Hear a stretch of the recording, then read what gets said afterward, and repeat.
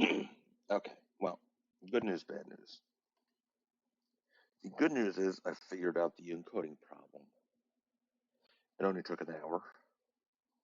It was because I was on advanced instead of simplified. So yeah, that somehow messed up the encoding. The bad news is I cannot get my video editor software to open or any video software to work. For some reason, it just they'll keep crashing my sound drivers, which has never happened before. So I can't do a restore. Can't do a restore point because the restore points are only from yesterday, which does me no good. So I gotta try to do stuff, try to edit it on the old computer. Why is this not opening up on the phone?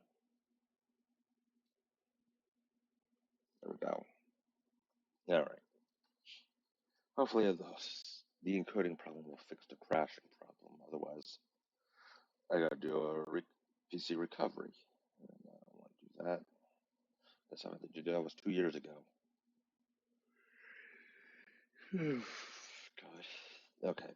Anyway, you're gonna be killing everyone, playing all the music, playing 4 ads, the head in the fridge. I'm pretty sure that's all the trophies I need.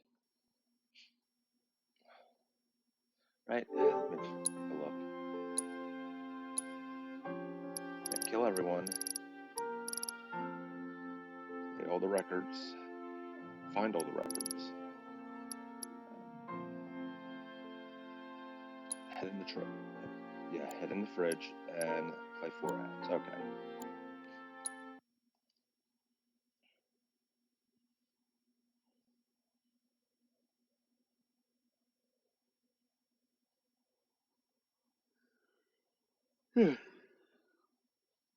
And I got my audio up. Game audio up. Yes. No. Good. Okay. New game. Yeah, that's fine.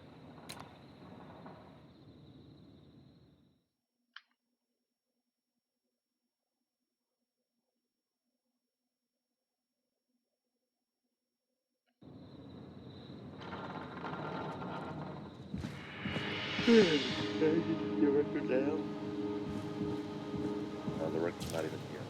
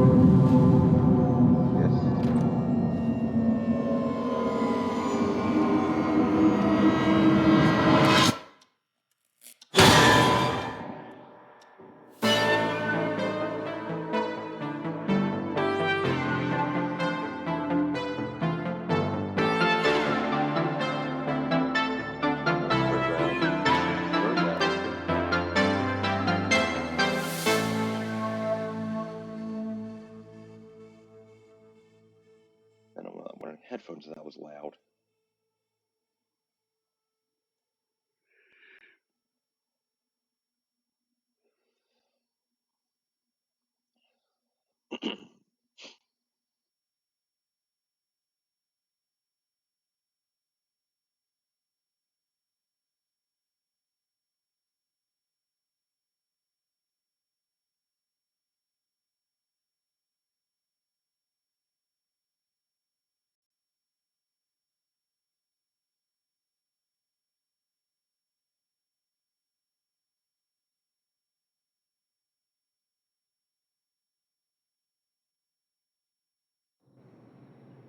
Okay. Let's go. You hear something, Peggy? Huh? Hear what? I thought I heard someone yelling, or, I don't know, a howl. Forrest, is this a joke? No, I almost swore I heard something. Oh, and here I was thinking you'd finally started to ease up. You probably just heard some cats outside. Cats? You know, 4 legs, whiskers, tails, not dogs. I know what a cat is. But I mean, does Gallows Creek have a stray cat problem or something?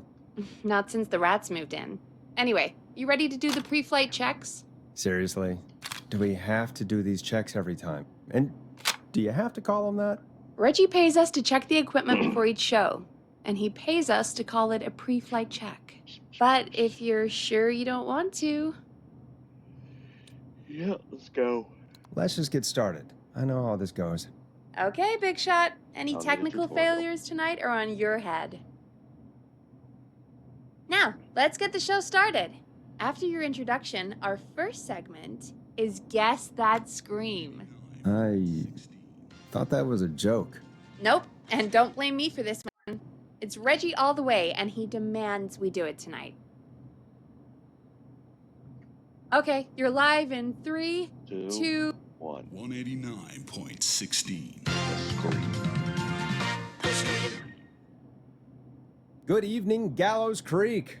This is your host, Forrest Nash, and you're listening to 189.16, Yeah, The Scream. Before we start No taking your joking at calls all. tonight on Gallows Creek's only late-night phone-in talk show, I need to let you know about a special competition we have for you this evening.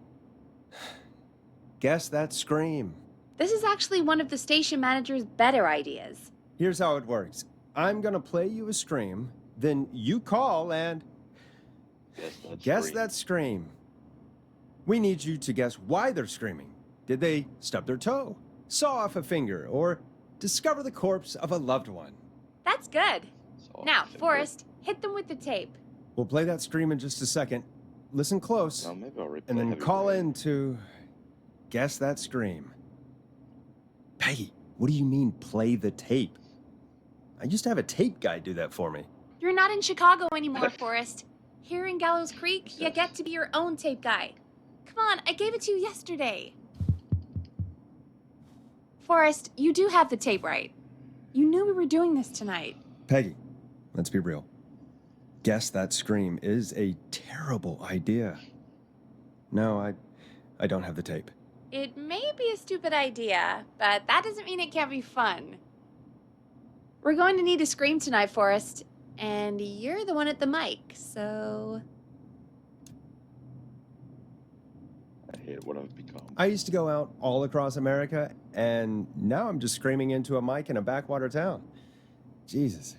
Come on, Forrest, just do it. That's enough dead air already. Just think of a scream and let it rip. Oh, God. Sorry about that. I'm back. Had to step away there for a second. Listen close, and then call in to guess that scream.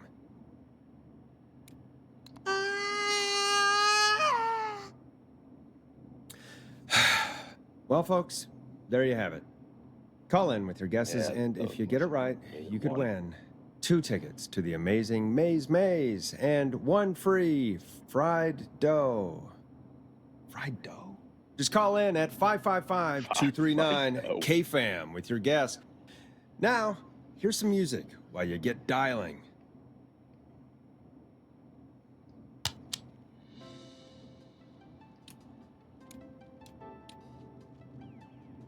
It's David Scopo with Moonlight. Oh, God, Forrest, that was amazing. Thanks. I can't wait to hear what people think that was. Slow later. How the hell did I get into this mess? Lighten up, Forrest. That's going to be the highlight of my week.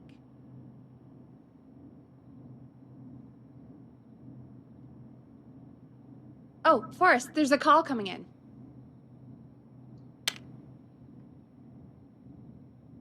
Welcome to 189.16, The Scream. Caller, you're talking to Forrest Nash. What's going on with you tonight? Forrest, thank God I made it through. My name is Leslie Harper. I'm the 911 operator and police dispatcher for Gallows Creek. Slow night. Well, Leslie, I guess it must be a slow night for crime if you've got time to call in. What can we do for you? Slow night? Forrest, I found a body. I need help. Forrest, I recognize her voice. I'm pretty sure that actually is our 911 operator. I think this is real. Peggy, I'm not gonna be happy if this is a prank. I don't do prank segments on my shows. It's in my contract. Forrest, I really don't think this is a prank. Leslie, I'll level with you. I find this hard to believe, but I'll hear you out. What exactly is going on? Sheriff Matthews is dead. What? Sheriff Matthews is dead? I couldn't get any response from the department. That's never happened before, so I came to the station and I found him. Oh, God, poor Sheriff Matthews. Do you know what happened to him? Someone got him. Someone got up very close and I really don't want to say what they did to him. Did he fight back? I don't know. I think he tried. He's surrounded by bullet casings. I think he tried to shoot at whoever it was, but I don't understand. Where are the other officers? Do they know? Have they secured the scene or whatever cops are supposed to do? no. I checked everywhere. Deputy Martinez is here, but she's knocked out, tied up, and locked in a holding cell. I called you right after I found her. God. Wait. Please don't tell me that this hick town only has 2 cops. Don't be ridiculous. We have 3, but Officer Gunderson is on leave in Cancun. Leslie, do you have any idea who could have done this? Not a clue. I didn't see anything on my way over. Leslie, you need to call over to Henderson or Quiet Ridge. They need to send someone over from their department. I tried, but I can't call anything but local numbers. Something's wrong. I'll have to go there myself, let them know what's going on, and bring help back with me. But if you leave while there's a murderer on the loose, who's gonna man the emergency line? That's why I called. Forrest, I've routed all 911 calls to come in to you. Not a bad idea. No, I'm sorry, but this is a terrible idea. What on earth made you think to do that? You're the only person with experience manning a phone line around here. You're the only person equipped for the job. Besides, there are lots of transferable skills between the two. It's like an interview. You ask questions to get information you can use. Keep people talking, you know? Guide the conversation and know when to jump in. You do know that I'm so good at interviews, they sent me from Chicago to Gallows Creek, right? So I've heard. But that doesn't matter. And besides, there are 2 of you. You can talk to each other, discuss ideas, work together. Hell, let's have some on-the-job training right now. I have an emergency. I need to get an unconscious Deputy Martinez out of that holding cell. It looks like whoever attacked her threw the keys into the cell after they locked the door. Is there any way you can reach the keys? No. There aren't any bars to the cell, and the door itself only has a food tray slot. Oh well. And that's too narrow for me to reach through. There's gotta be another way in.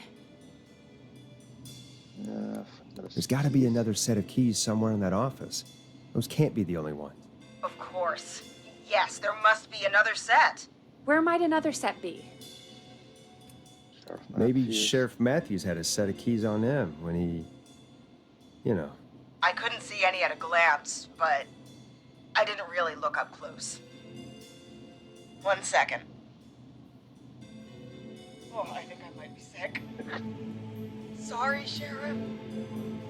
I'm just gonna turn you over and... Oh. Please don't stare at me. Oh, wait. That might be them. I think I got the cell keys. Looks like Sheriff Matthews might have saved his deputy. Do the keys work? They do! Give me a minute to untie Deputy Martinez. I'll be right back. So far, so good, I suppose. How are you feeling, Forrest?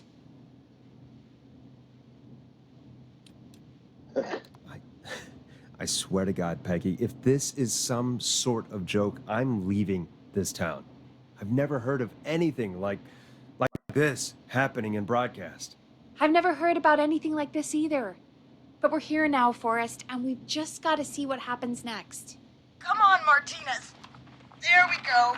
What happens next is everybody's gonna die. I'm just gonna sit you in your office chair. We'll head to my car in a minute. I'm back. Deputy Martinez is still out cold. I'm taking her in the car with me to get help in Henderson. If the killer came back now, Martinez would be a sitting duck. That's a good idea. We don't want to take any risks right now. Thank you, Forrest. You and Peggy just worked together like you did earlier. You can do this. Now I'll be back as soon as I... What? My car! My car is on fire! What do you mean it's on fire? How the hell? Did it just go up in smoke? What happened? Wait. What? No way. This can't... Oh, Forrest, we have big trouble. What's happening? What's that noise? It sounds like whistling? Whistling? It can't be. Oh my god. I can see him, but he's dead, right? Right? But that mask, how the hell is he? Who, Leslie? Who? The Whistling Man! The Whistling Man? Who's the Whistling Man? He was a serial killer back in the 50s, wore that mask. But he's dead! He's... What the hell? Oh, God. Do you think he attacked Sheriff Matthews and Deputy Martinez? You need to He's kill coming three this way. people to be a serial killer. Leslie, stay inside and lock the doors. Right. Shit, we need a new plan. My car is torched. We need to think. 9 o'clock. Be right back. I gotta give Mom her pills.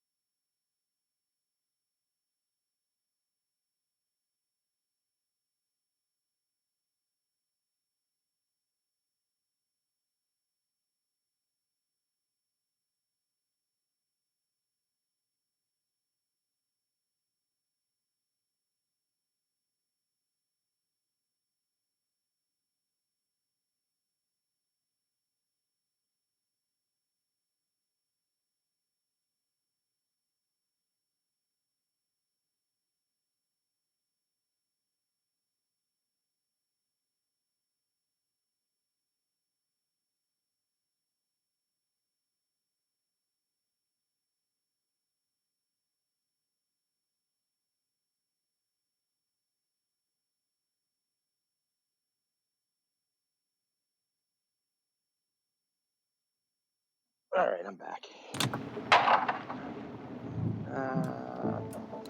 There should be police cruisers at the sheriff's office, right? Like, you should take one of those. Yeah, that could work. Let me check if Martinez has any... just reach into your pocket there, deputy, and... Yes, got it. Keys for squad car 3. Yep, now they know what I saw car them you're parked gonna out be front when I got here. Nice one, Forrest. Good thinking. But in. I gotta pay wait, bills later. how am I supposed to get us to the car? The Whistling Man is right there. I have to call the doctor. The sheriff must have a gun, right? Can you see it? There was a gun next to him. Let me grab it. Shit. It's empty. He must have emptied it trying to defend himself. Are there any other weapons lying around that you could use? I didn't see anything earlier. Let me check Deputy Martinez's belt. Yeah, it's that hard to reload a gun. And on it's finally done in one day. All right. Pepper's It looks like the Whistling Man left her with a baton, pepper spray, and taser. I can only hold one if I'm carrying Deputy Martinez. Which should I take? Well, we're killing her, so... I take the baton. You can always trust a beating stick. Got it. I'm just going to grab Deputy Martinez and then... Wait. Do you hear that? Wait, I hope I did right. Yeah. Yes, but just to make sure we mean the same thing, what do you hear? The knocking stopped. Everything's gone really quiet.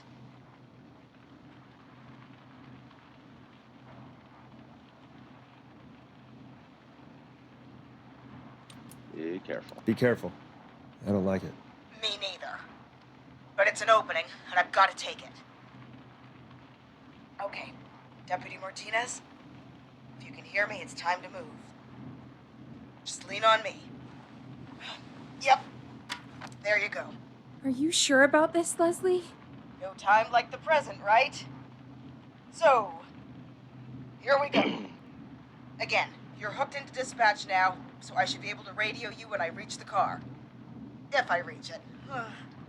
Speak to you soon.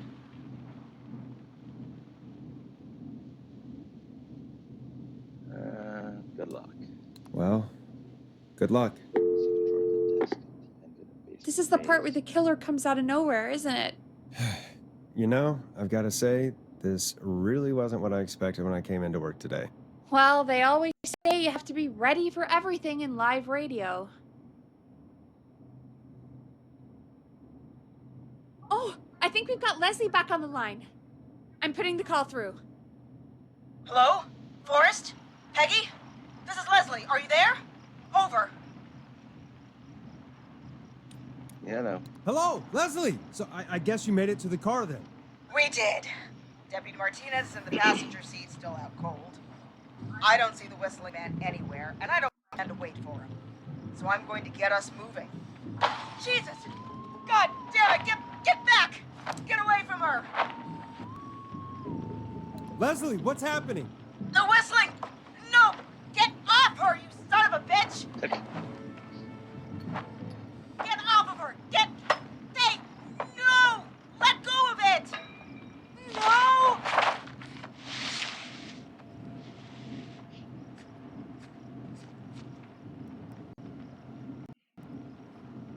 Leslie, go! Martinez! God damn it!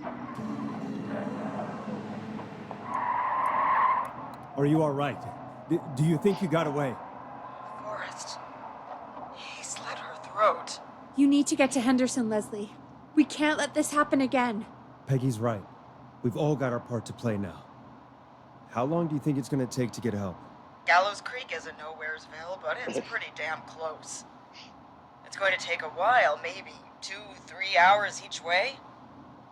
Slightly less if I put my foot down. We'll do our best to keep everyone safe until then. Thank you. Just try to work together. Do what you can. All right, both. God damn it. I need a minute.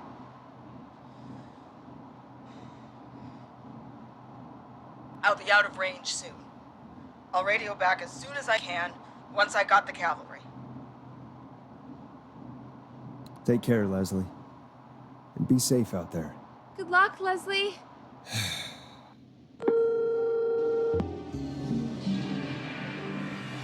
Folks, you heard it here. We've got a killer on the streets of Gallows Creek tonight. Please make sure to stay safe. And Leslie, we're counting on you. We're going to get back to the show, meanwhile. If you have anything on your mind or have any information about this Whistling Man character, then give us a call. We'll talk here on 189.16, The Scream. For now, here's another hit record for you all to enjoy. Did I play this one? I don't remember.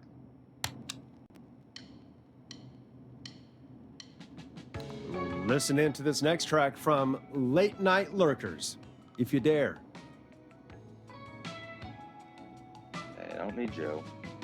This is not what I signed up for, Peggy. This is actually insane.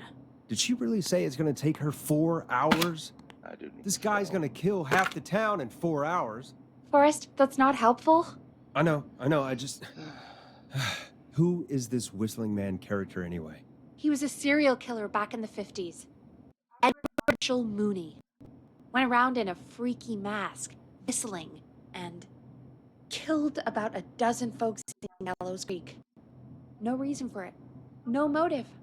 He just did. Okay. What happened to him? Well, police chased him up to Ellis Point one night. We call it Whistling Point now. And it was, well, it was on this night, actually. Rotating good. The police cornered him, and he jumped into the river. So much better than yesterday. His body was never found. So is he alive? Dead? I mean, what's the story? Story is, he's biding his time, waiting to take revenge on the town. All right, that's the story. What's the truth? Other than we have a whistling killer on our hands tonight, I don't know. Sandra Sharp. All right. Copycat or ghost killer. Yep, we're doing. I guess we'll do our best. To kill That's the spirit! At least we got the word out, I guess. What kind of listening figures do we get at this time? On a Thursday after midnight? Could be around 35? 35. Isn't 3,500? Huh. I didn't realize Gallows Creek was that large. No, 35 people.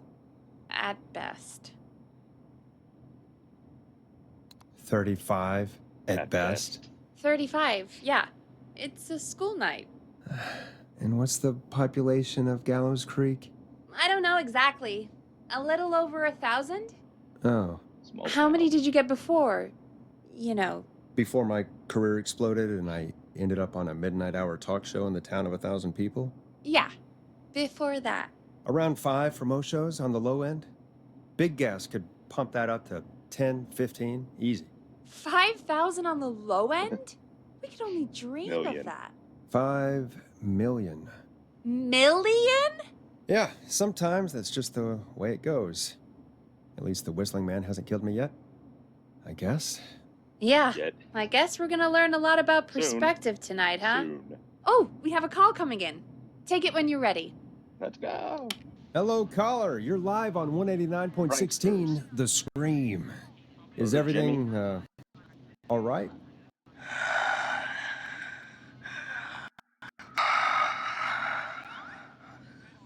Okay, who is this? Are you, hello? Hello?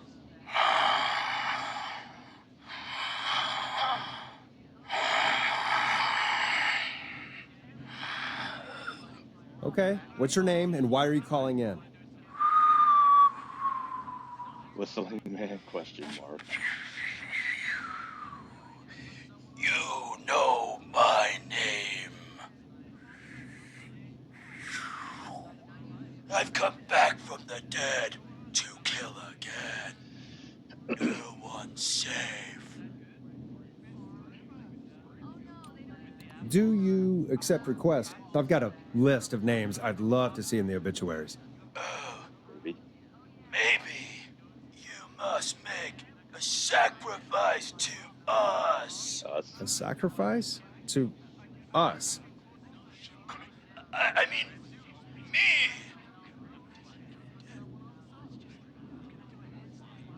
We want cheese-dusted pretzels. I want cheese-dusted pretzels. Or I'll cut your Still have no idea what Face these off! are. Goddamn kids. I'm cutting them off. Not yet. I want to deal with them.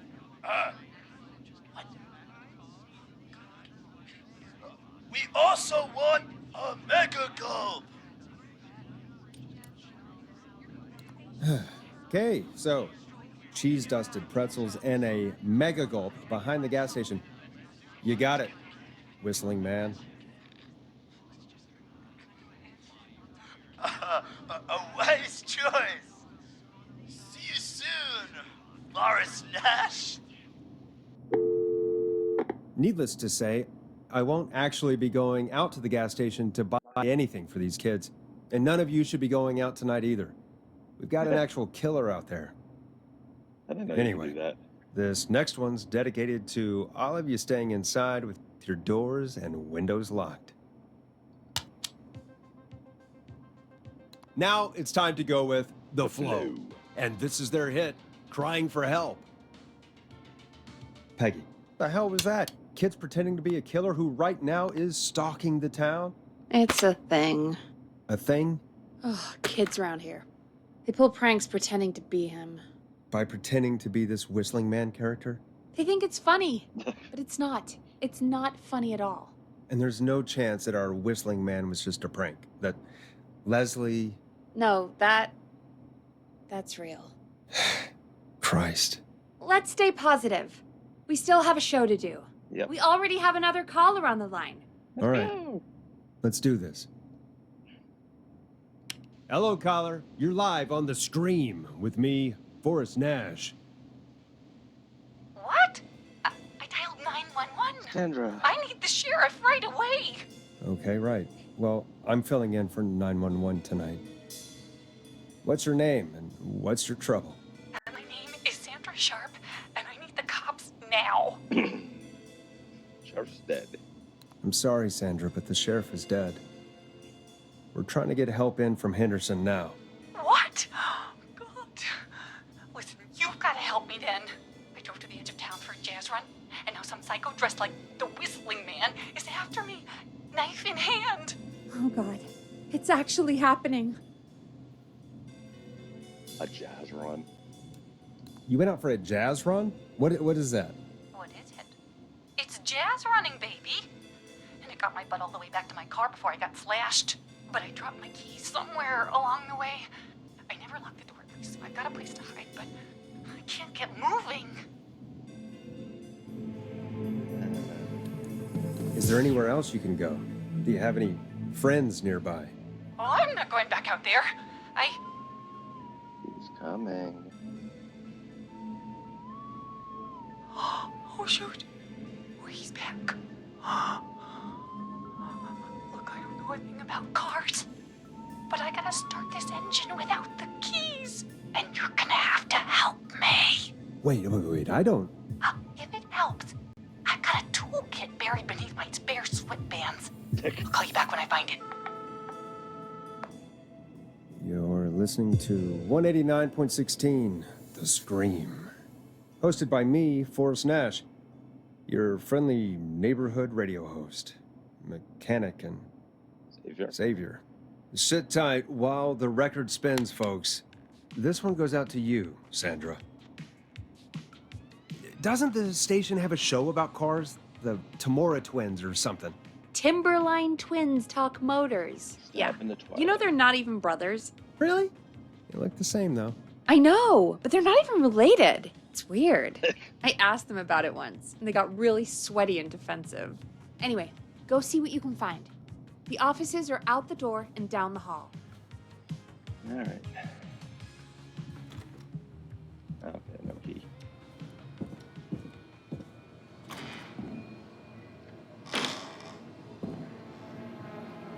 This looks useful.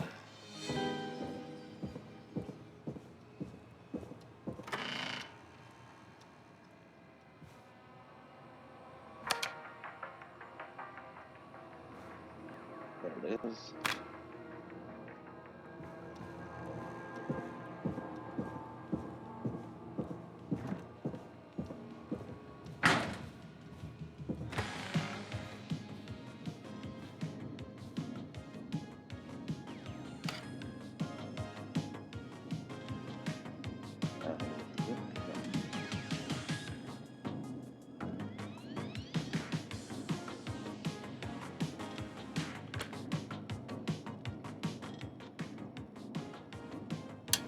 Stab in the night.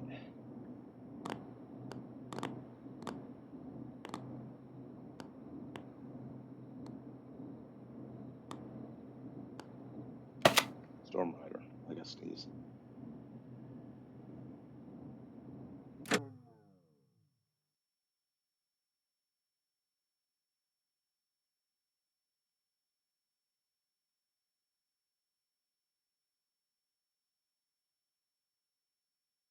Okay.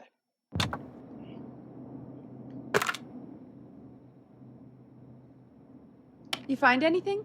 Yeah, I found a magazine about hot wiring cars. Yep. Well, that sounds perfect. Caller on line 1. Thanks, Peggy. We're back with 189.16, The Scream. How are you holding up, Sandra? The creep's looking through the parking lot trying to find me. But I've got my tools, Need this. and I'm ready to get this hunk of junk moving. How do we start this baby? Unscrew the steering column. All right. Just turn. Just turn. 1, 2, 1, 2. Oh, God. How long are these screws? Okay. Cover's off. There's a bunch of wires down here all paired up, and oh, God, my heart is pumping. Your jazz breathing. Do your jazz breathing. Don't panic. Okay. We can do this. There's a red wire, a blue wire, a yellow wire, a green wire, and a brown wire. What do we want? Blue and red. Strip the blue and red wires and twist them together. Okay, here we go. Blue and red and twist and turn and... Oh! Oh! Oh, it won't turn off! Oh, give this to me, Jazz Radio. There are 3 pink wires going into the stereo. What do I do?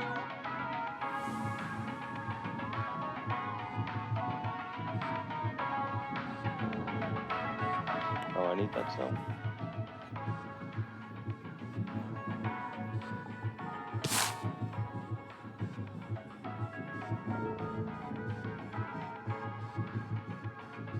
The radio turns on. Won't turn off. Cut the left wire.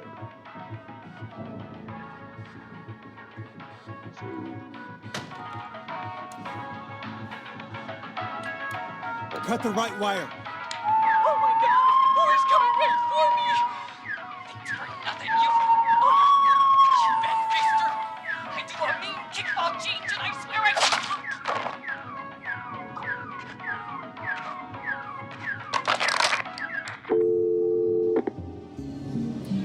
Well, let's just hope she is jazz flying up to heaven. Forrest! Sorry, couldn't help myself. Folks, Gallows Creek just lost one of its own.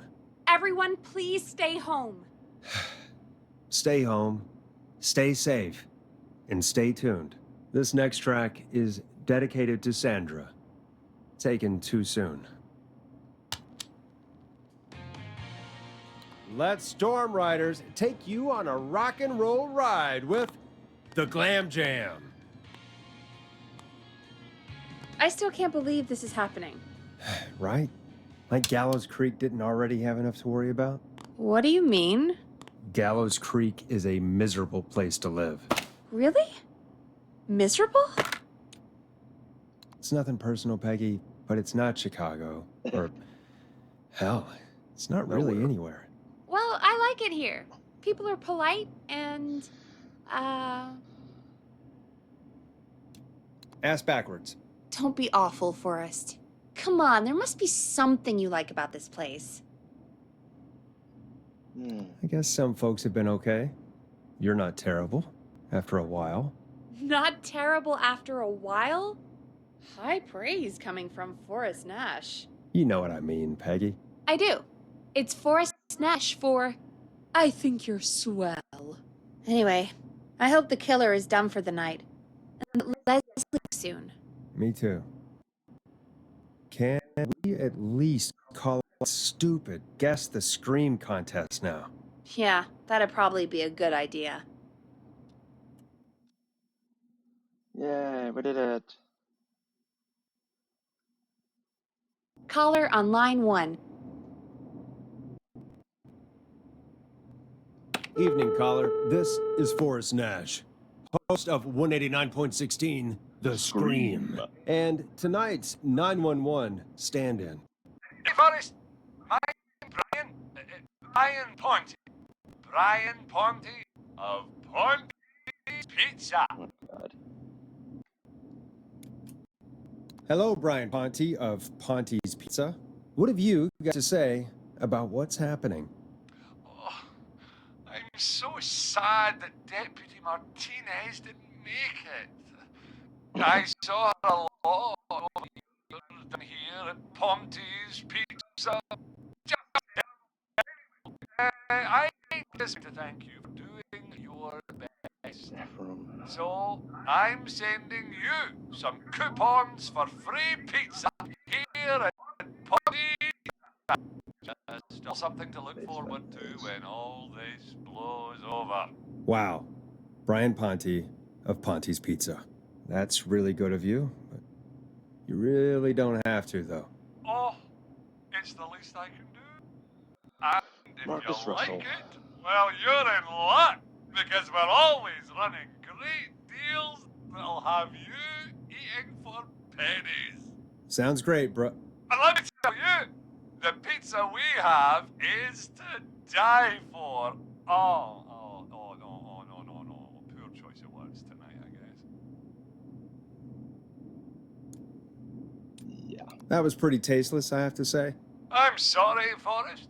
Well, I just hope I didn't put you or anyone else off coming on down to Ponte's Pizza. We've got a great special this weekend. Our famous beer and pizza deal. Wait a minute. Come Go on ahead. down to Ponte's Pizza this weekend. You've just got to pay for one slice to get yourself. God damn it, you're just calling in to advertise your shop. Peggy, hang up on him. Done. Oh, real quick, before I forget, it's probably time we played a paid ad. Now, a word from our sponsors. You know how to play an ad, right? Sure. Done. Do you seek ancient wisdom? Do you want to double your power? Are you ready to unlock your inner warrior for only $24.99? Then step into Master Robbie's deadly dojo of Kung Rate and receive direct by video warrior instruction from me, Master Robbie. You will learn the 4 qualities of an ultimate conqueror. The power of the alligator, the discipline of the tarantula, the speed of the tuna, the poise of the scorpion, and the wisdom of the bullfrog. Using classified techniques, I'll unlock your inner chi after only 5 30-minute video sessions. Ultimate power and wisdom can be yours now for the low price of only $24.99. Just call 555-7861 USA to take your first...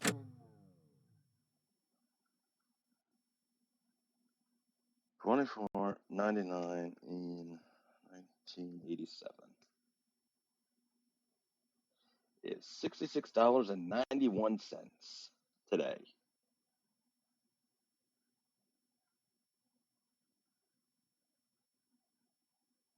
Step to becoming a champion.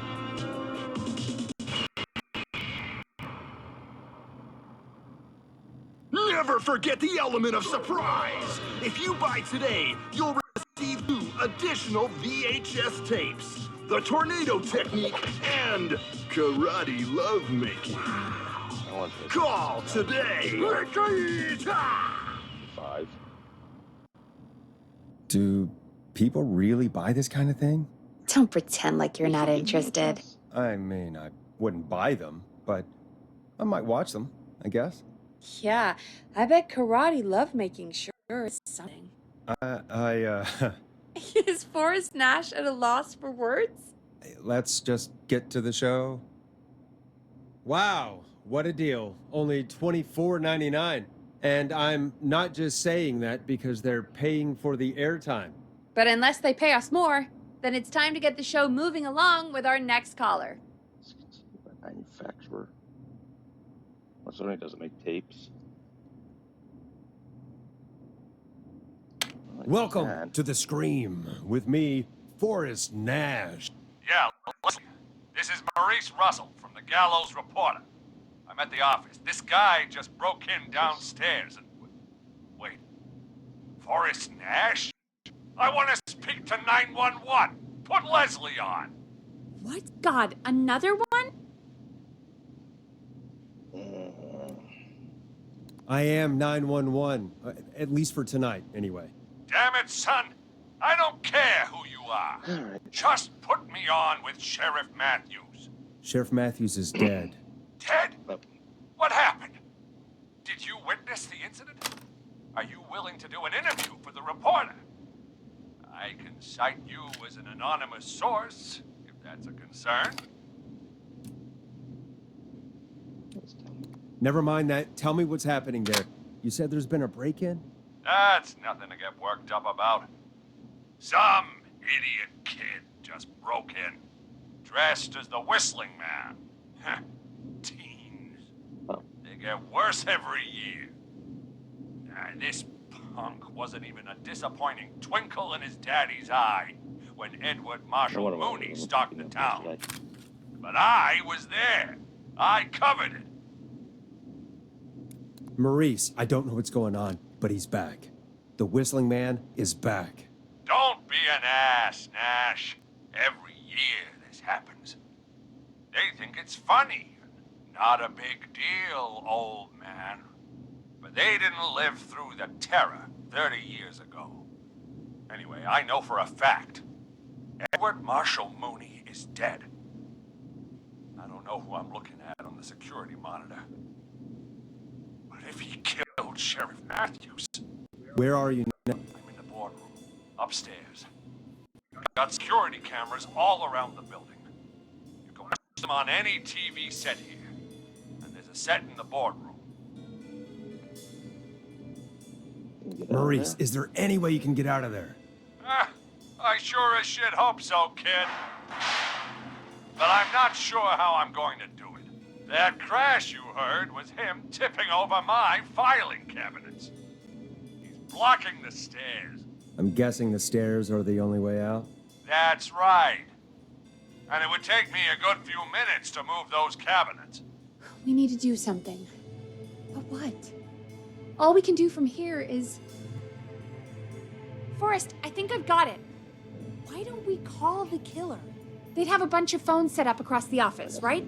In different rooms, with different extensions? So we call one of them. Draw the killer away. Buy Maurice time. That could work. Exactly! It's worth a shot. I can hear you, you know. The son of a bitch hasn't killed me yet. Yeah, sorry, Maurice. Peggy and I were just trying to figure out...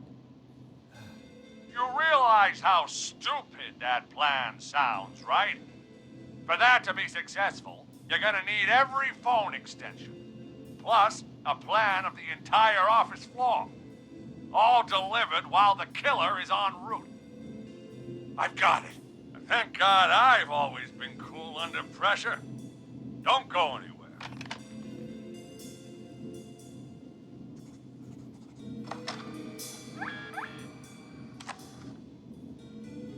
Okay. You don't think the killer got him, do you? Mr. Russell. I'm here. Freak's going to be here any second, too. Go check your fax machine. Don't let me down.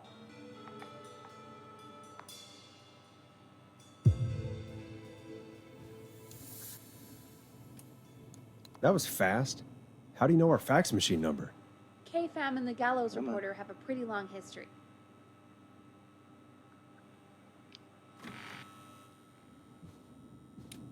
Tell me where the fax machine is again, Peggy? The fax machine's in the office on the other side of the hall. Thanks, Peggy. Be right back. Okay. Go to the office on the other end of the hall. Grab the fax from the machine. Easy.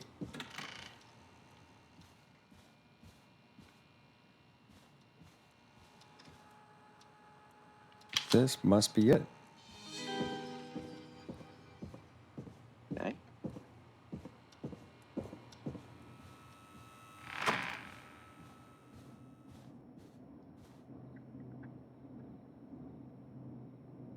Hey, did you get the fax?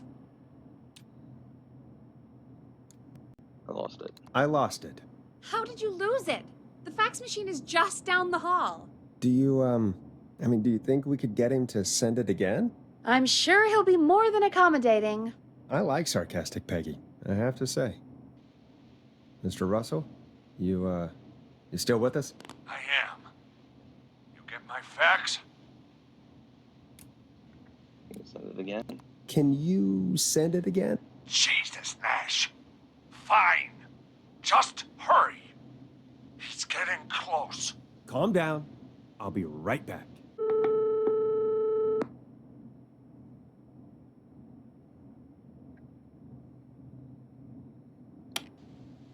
Mr. Russell, you still with us? I am. You get my fax?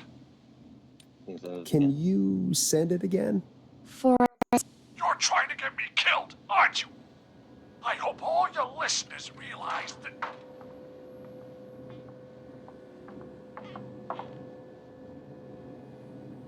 Damn it.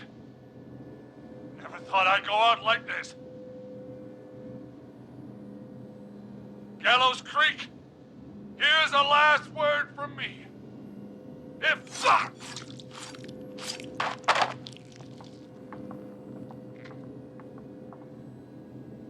Oh no. Our thoughts are with the Russells. We're sorry for your loss. Poor guy. I mean, he was an ass, but that's no way to go. Let's put on a song. Give us some time to recover. I think that would be for the best, Peggy. Folks, we'll be back soon. If you have any stories about Maurice that you'd like to share, give us a call after this next track. Well, this is gonna be a long night. Oh, really? I feel like it's going pretty quickly to me.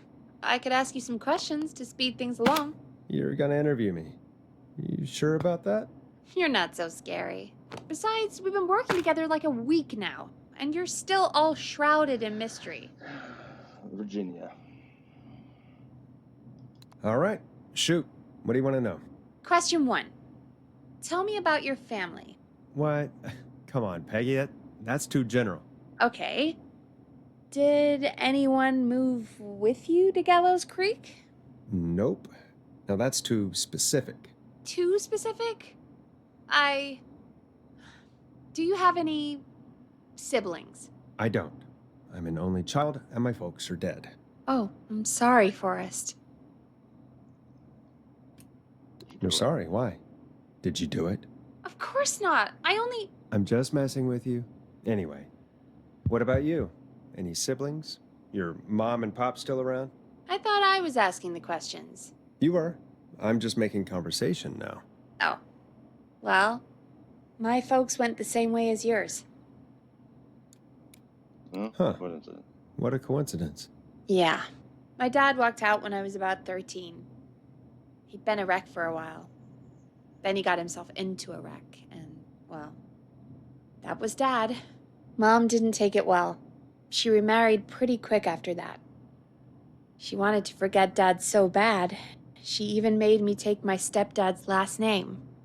So I'm Peggy Weaver now. Anyway, Mr. Weaver got sick one day, and my mom didn't last long after he went. I'm sorry to hear that, Peg. Don't call me Peg. Yeah, sorry. I was just trying to be... It's okay, I know. I'm sorry. I'm defensive about that name. Any siblings? Funny you mention that now. No. Not anymore. I had a sister, but I haven't seen her since before my dad. Hold on. Someone just rang the door buzzer. Really? Think someone needs our help? Maybe. You want to go check it out? Me? You sure you don't want to go? No way. I'm locked up tight in here. I'll pass you the key to the stairs. Okay.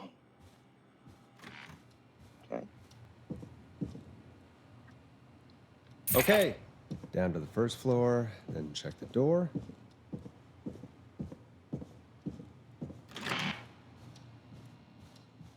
Wow. That that was ominous. A tape. Play on air.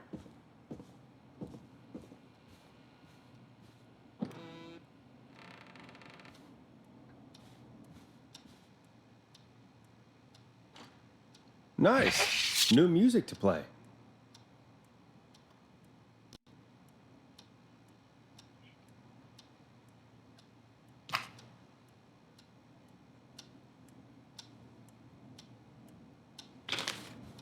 So many locked doors, so few keys.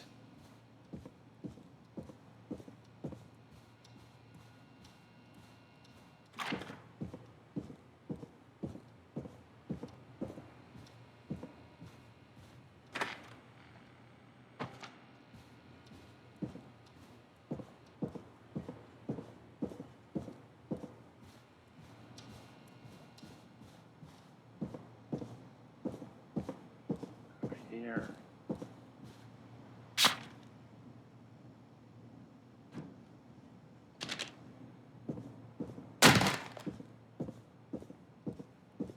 Why is it when I take this, there's that sound?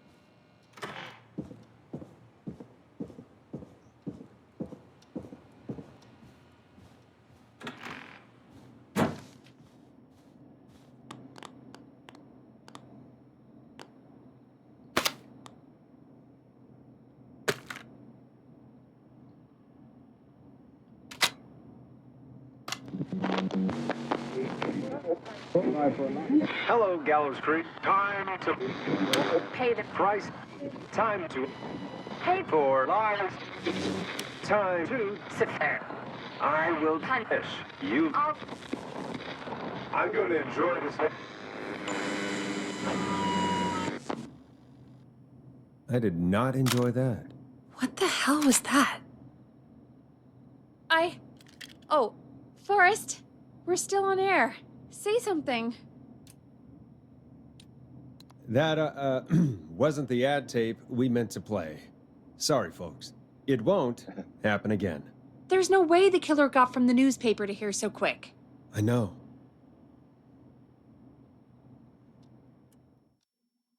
$104.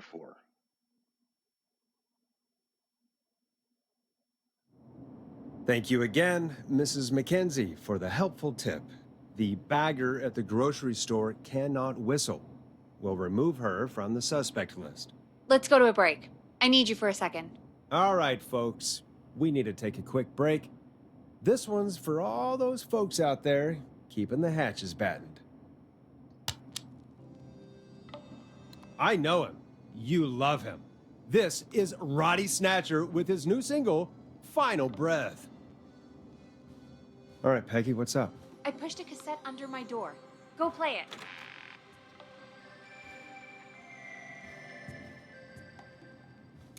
You stopped the show for a tape? Just go get it.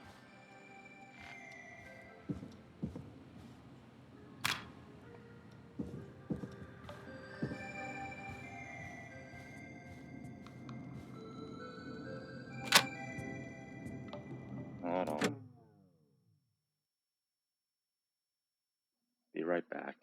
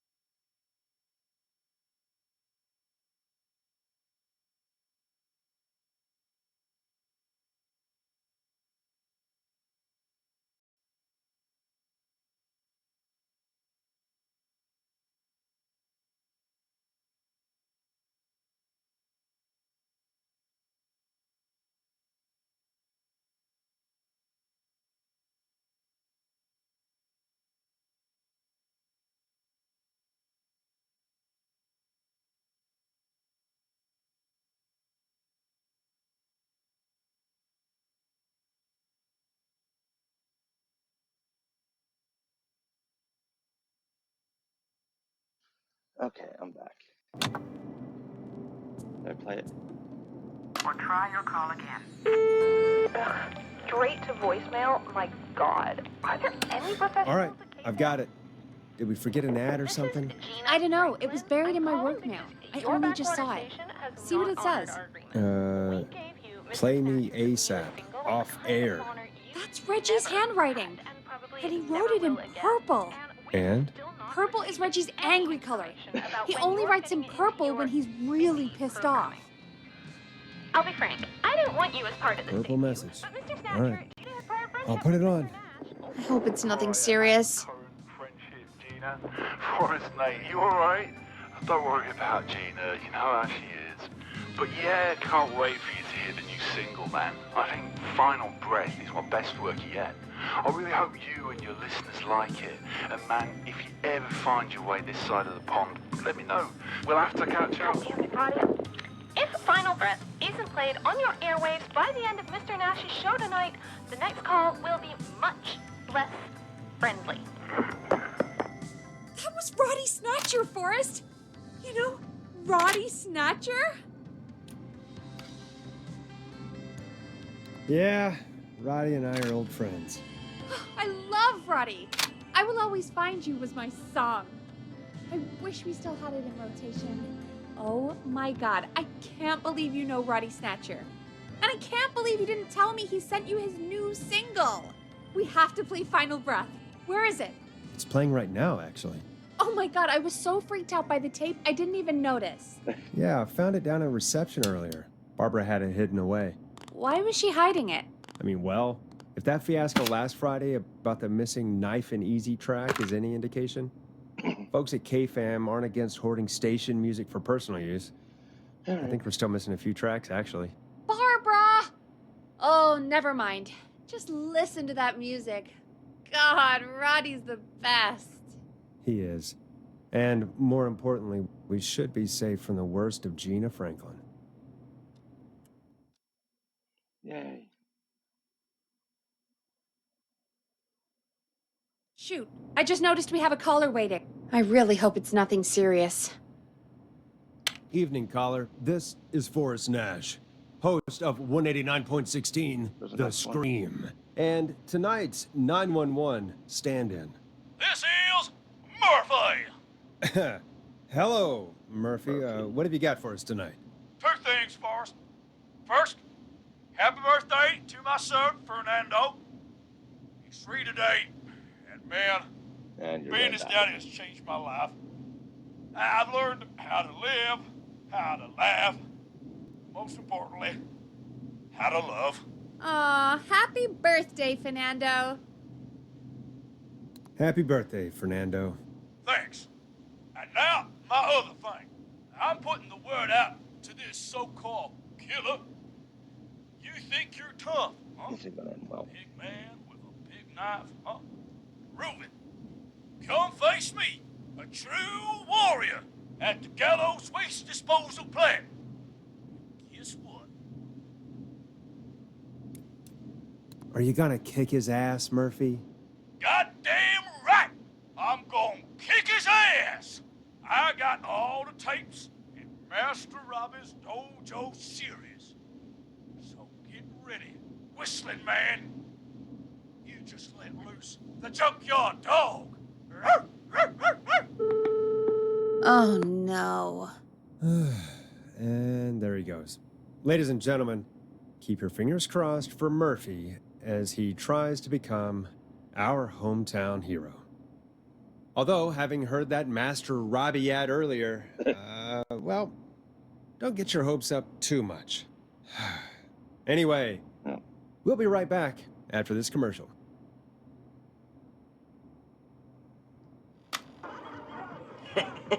Great party, man.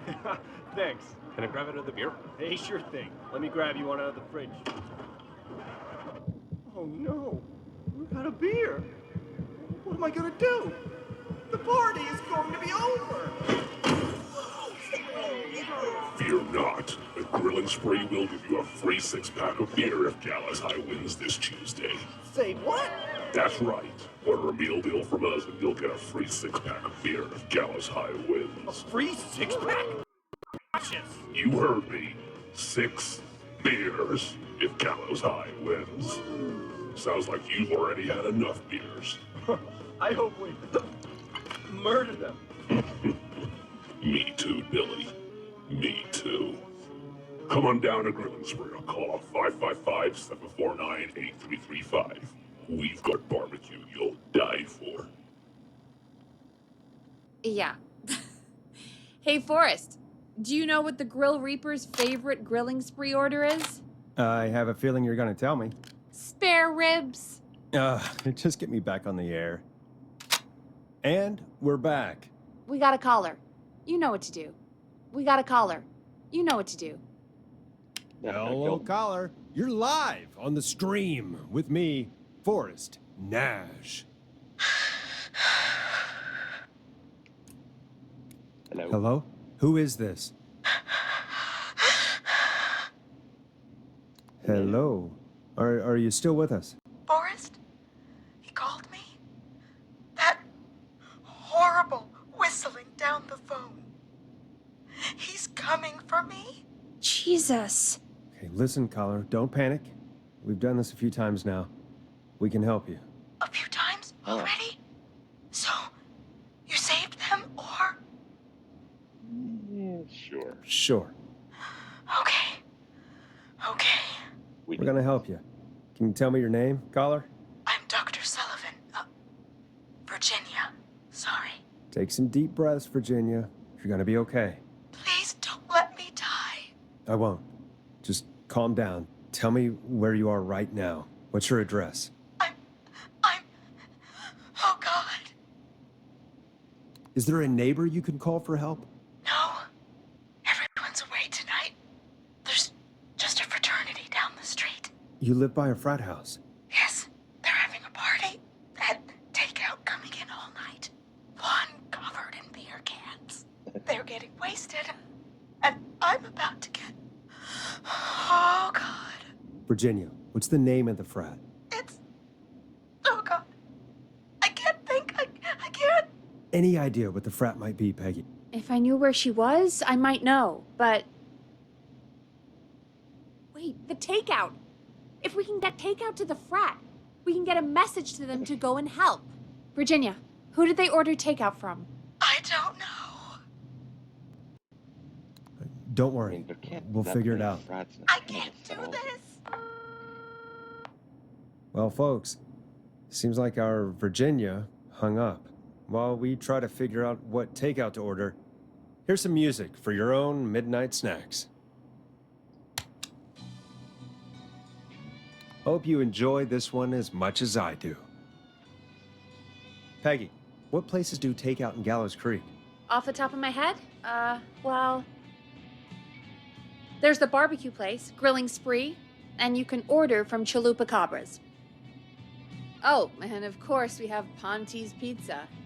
That's it, I think. All right. We'll call each place and ask who they deliver to tonight. That's not going to work. Takeout client privilege. What? There was a lot of competition back in the day. Things got ugly. It's a long story. But what we can do is this. We figure out where the frat boys ordered from, call the takeout pretending to be from the frat, place an order, and include a note asking them to call the station. There's no other way, is there? Not that I can see. You know, it's things like this that make me hate this town. Complain after you save her, Forrest. You got any suggestions on where to look? Check the offices for anything food-related, and maybe the kitchen downstairs. You'll need a key for that. I'll just slide it under my door now. Thanks, Peggy. God, where to start? What would make me order from somewhere if I were a partying frat boy? We have a food critic, right? Chad or Brad or... I'll just have to look around.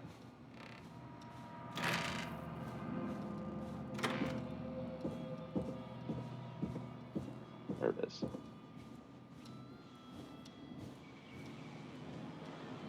Nice. New music to play.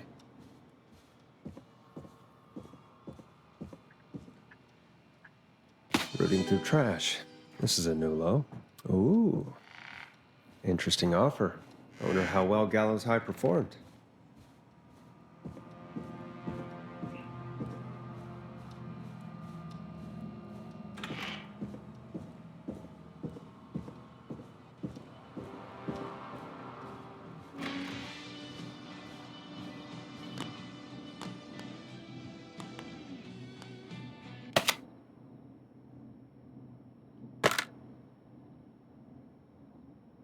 Hey, find anything useful?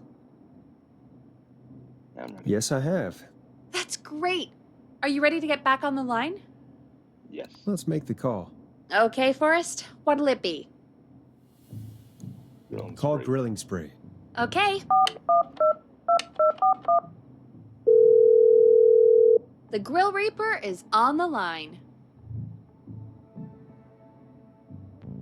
You're through the Grilling Spree. We've got barbecue you'll die for. Fratman calling. We're in major need of foods for dudes. Can I just have your order? I want ribs, big ribs, for my frat house brothers. Right. And where'd you want that delivered? Same place as before, you know. The frat house. Same address? Alright. We'll get it to you soon. Oh, and one more thing. Can you add a note to the order that says to call K-Fam? A note? Okay. You better tip for this. And now we wait. We should put a song on. Agreed. This one goes out to our delivery workers. This is I'm Coming to Getcha by Vice. One of the best tunes this year.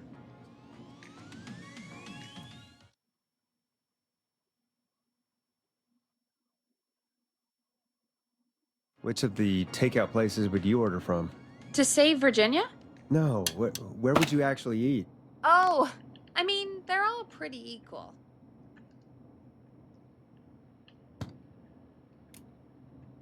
You mean equally awful? No, equally good. But if I had to order, not Ponty. He's not Ponty. Yep. Right. So, between Grilling Spree and Chalupa Cobbers. I mean, it depends. Do I want a plate full of meat? Or do I want really, really good nachos? It can change depending on the day, you know? Yeah, fair enough. Maybe I... Hold that thought, Forrest. We've got a call coming in. Hello, caller. You're live on the stream with me, Forrest Nash. This is Dudley from the Brotherly Fraternity of Engineers. I have a note to call you. Hey, weird question. But you aren't the only ones on your street tonight, are you? No, sir. I think everyone on the street is in tonight. Yeppers. I've just visually confirmed it. I see cars in the driveways, and a couple of lights on. Everyone's in, yeah. Oh, and you've not been throwing a loud party all night, have you? I certainly hope we haven't disturbed our neighbors. Why do you ask, sir? Forrest, we have a new call coming in. Forrest, line 2. Hello, you're live on 189.16, The Stream. Forrest, it's the whistling man. He's at the door. He's... Oh my God. It's you, isn't it? Clive, I didn't talk.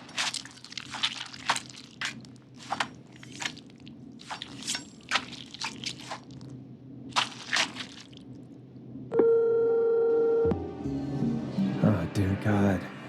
Poor Virginia. You did your best, Forrest. To everyone listening, I know things look bad, but please don't... Yeah, they're only gonna get worse. Lose faith. We will stop this whistling man. And I think Virginia may have just given us the clue we need. What was that about Clive, I didn't talk? Do you know what she meant? There's a janitor here at the station named Clive. But your guess is as good as mine. All right, folks. Seems we may have a lead. If any of you know a suspicious Clive, then please call in. It could save lives. In the meantime, looks like we have another caller. Ponty's Pizza. Hello, caller. You're live on the stream with me, Forrest Nash. It's great to speak with you, Forrest. As a local small business owner, I find this all horrifying.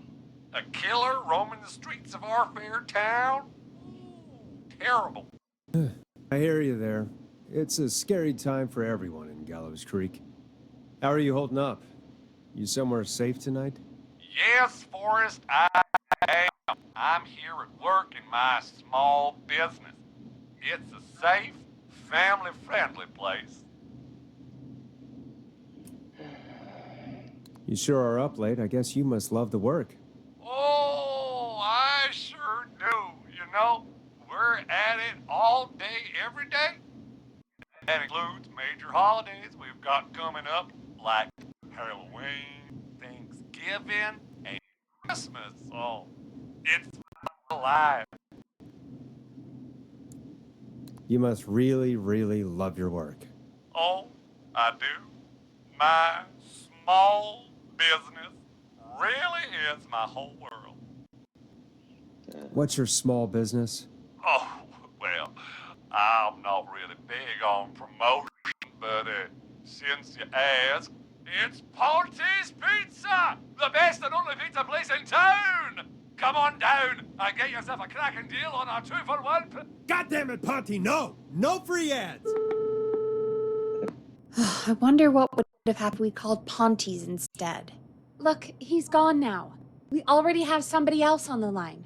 Just take a deep breath and let's keep going.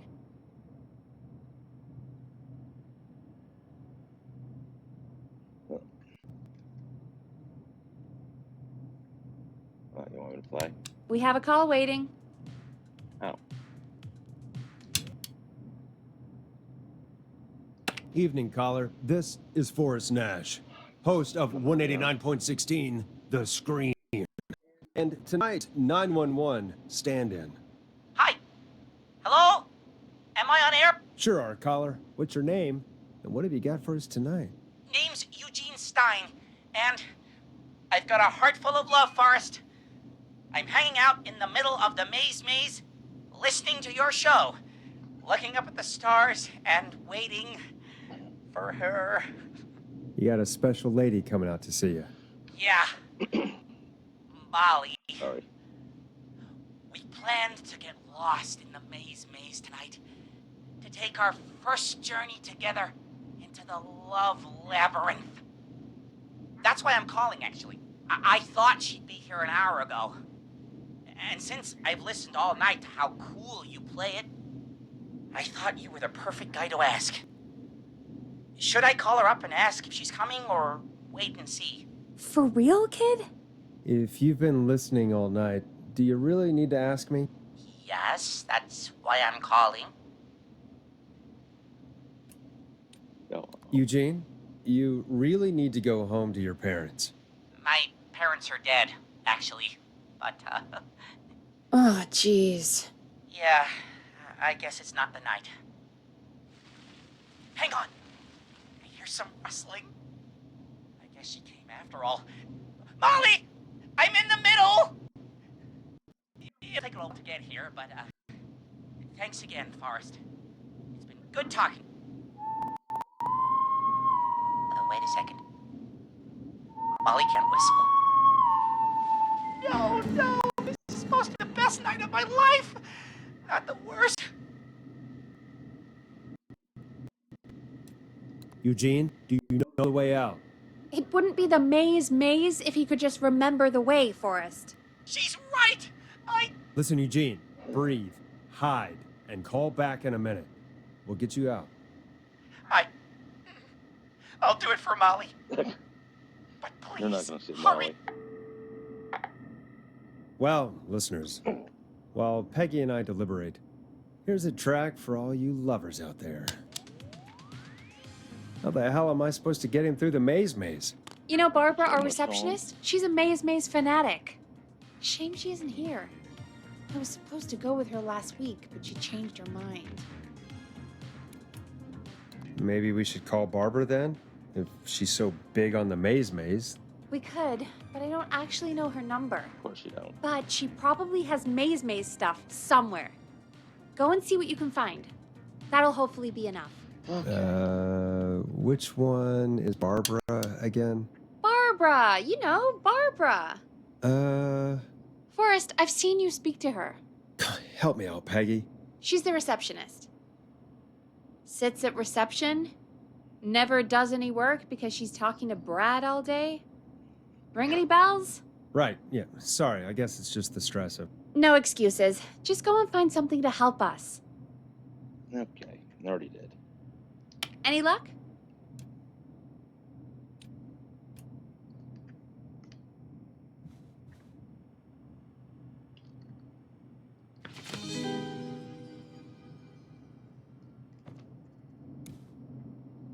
Nope, we'll just have to wing it. Bingo, here's what I was looking for. Oh... Eugene called while you were away. He's on line 1. Okay, let's go. Let's go kill him. Welcome back to 189.16, The Scream. I hope you lovers like that track. And I hope we can help our lover in the maze. Eugene, you're back on air. I'm lost, Forrest. I just ran and I don't know where I am. I'm at a crossroad, facing a tractor statue. There are hay bales painted gold on my right. Go forward. Go forward. Okay, here I go. This, doesn't look right. No, I'm going back to where I was. Jesus! Oh, shit! He's cutting through the walls! Oh, what a shame. Where do I go? Go backward. Go backwards! Okay, I'm going! Please, no! You don't have to do this! Ah! I think I'm gonna be sick. Poor kid. Poor kid. I mean, he shouldn't have been out, but still. What makes someone do that to a kid? By the way, why do you think Molly missed their date? Do you think she's okay? Unfortunately for Eugene, I think she probably never left home. Poor kid. Murphy. And thank you for calling in, Mr. Walton. We'll make sure to add the town librarian to our list of suspicious Clives. Remember, Stay up. report a Clive to stay alive. Next caller is up, Forrest, so take it away. Caller, you're through to Forrest Nash on 189.16, The Scream. Hey, wonderful show tonight for... Go on. I don't know about wonderful, but, thanks. What's your name, caller? You can call me Dawn. Could you play my tune, Forrest? Your tune. Sure. Long Ride Home. That old song. Sure. We got it. I think I played it the other day. Thanks. It'll be good to hear it again. All right, folks. Coming up is that old classic. Forrest, I don't think you're gonna find that song. What do you mean? I played it a few nights ago. I know, but, we don't have it anymore. What are you talking about? I threw it away. You threw it in the trash? No, I threw it out the window earlier today. Fair enough. Can't say I blame you. Thank you. It's a terrible song. And Brad had it on repeat all afternoon because he knows I don't like it. So I grabbed it and threw it right out of one of the office windows. Not my finest hour, but I can only take so much. For shame, Peggy. For shame. I know. Let's just play a different song. We've got more important things to think about anyway. Gotcha. Okay, folks. Here comes some unrequested music. Sorry about that, Dawn. Maybe try again tomorrow night. Sorry.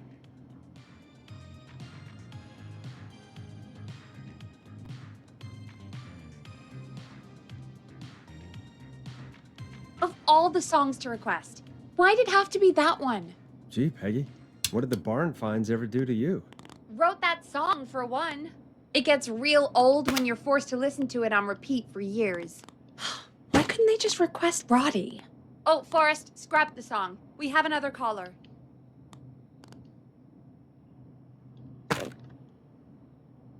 Sorry to cut the music short, folks. Callers take priority tonight.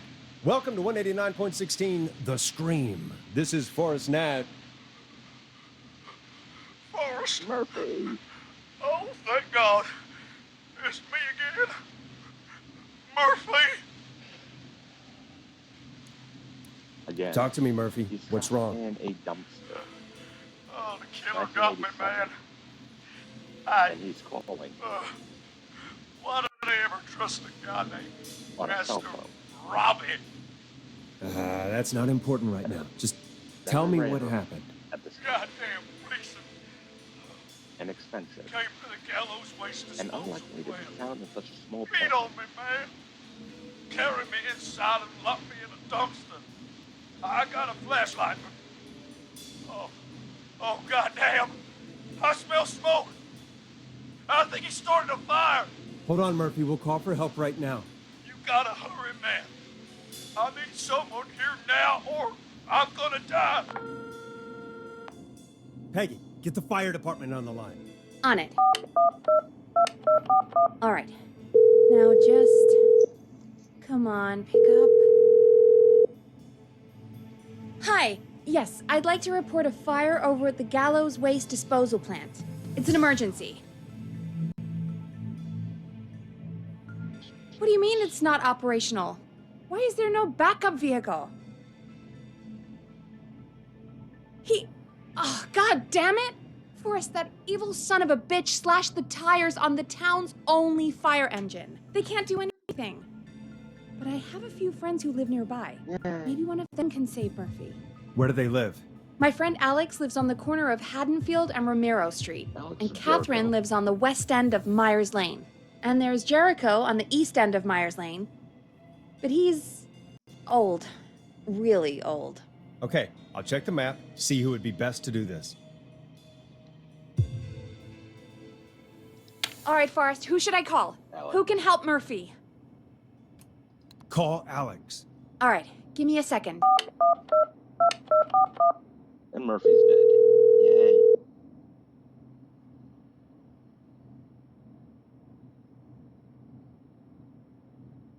They're on the way.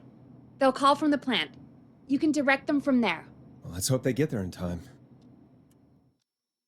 Really, why would we want them to get there? We're trying to kill him. Forrest, I'm getting a call.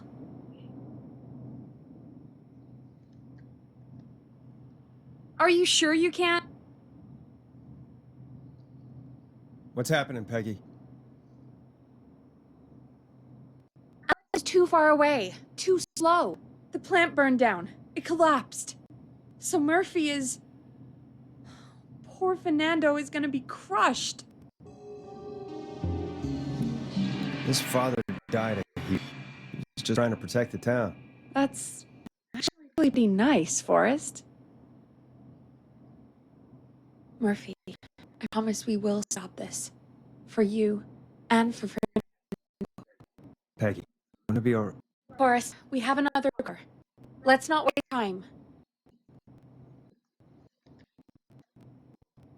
All right, folks. One of our good citizens is on the line. Let's see what they have to say. Welcome to 189.16, The Scream, with me, your host, Forrest Nash. Forrest, Teddy Gallows Jr. here. I just want to say that my thoughts and prayers are with my Gallows Creek neighbors during this awful time. Oh, God. Oh, it's mayoral candidate and scion of the town founders, Mr. Gallows. Are you in danger? We need to be a town of law and order. We need cops who have the tools and funding they need to keep us safe. Okay, Teddy. I know you're an outsider to our little town here, Forrest. But you're really stepping up to bat for us all tonight. I just want to say thank you for taking a swing for Gallows Creek. Jackass. You're a prick, Teddy. I want to make sure I get this out on air to all of Gallows Creek. You're a real prick, Teddy. I just want to make sure our town is safe and prosperous. That's why the Gallows Family Factory, founded by my father, Theodore C. Gallows, God rest his soul, which employs over 200... Teddy, unless you've got an emergency, I'm cutting you off. You know what? I do have a problem. Oh, God. A problem that's ruining our town. You know what it is? Your family waste plant just burned down, so now we have nowhere to dump our garbage? The problem is that woman, our current mayor, Linda Cartwright. Oh, here we go. She just isn't one of us. Linda Cartwright is un-American, unstable, and... You're not better than anyone, Teddy. Just because you inherited half the Your producer sounds a little unstable, too. Don't you dare speak to me that way. Cut him off, Peggy. I can guarantee this kind of thing will not happen when I take office. The moral decay of... And that's enough of Teddy Gallows Jr. for one lifetime. I always feel disgusting after hearing him talk. Just play an ad, Forrest? I need a minute. We'll be right back after these messages.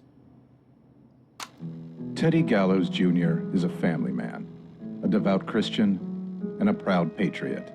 Teddy Gallows Jr. is Gallows Creek. Like his father and all his fathers before him, Teddy Gallows Jr. has worked hard to create jobs, improve infrastructure, and make Gallows Creek a good place to raise a family. Unlike current mayor Linda Cartwright, Teddy Gallows Jr. lives in Gallows Creek. He's our neighbor, and he stands with our neighbors. Like Sheriff Matthews, who, after years of keeping the peace, Mayor Cartwright is trying to force into early retirement. Teddy Gallows Jr. doesn't believe in keeping a good man out of a job. Teddy Gallows Jr. believes in the American dream. Does Linda Cartwright? Help Teddy Gallows Jr. keep Gallows Creek a good American town. Help him become mayor. Take a swing for Gallows Creek. Vote for Teddy Gallows Jr. My name is Teddy Gallows Jr., and I approve this message. Of course you do. God, what a jackass. 100% grade A asshole. Linda Cartwright isn't super herself, but she's not... Yeah, we don't have any more of those ads to air tonight, do we? No, just the one. Good. I have to ask, though. Take a swing for Gallows Creek? He set the home run record for Gallows Creek High. Of course he's one of those guys. Yep, he played lots of sports back in the day. And he never lets anyone forget it. Right. Let's just get back to the show. Well, folks, hearing that reminds me that every vote matters. That ad really made me want to take a swing at Teddy Gallows. You mean take a swing for Teddy Gallows? Yeah, sure. Let's find out from our next caller who's got their vote. Caller on line 1. Hello, caller. You're live on the stream with me, Forrest Nash.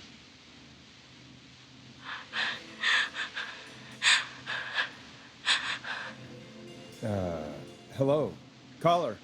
Who is this? I need the police. I'm Forrest Nash. I'm standing in for 911 tonight. What's wrong? There's a guy hunting me and my friends. I think he's killed some of them already. Friendship quiz. This might work. That's him. He's just outside. I can see him from up here. God damn it. She's just a kid. Is there a way out? Can you run? Oh my god. Oh my god. You stay with me, kid. Focus.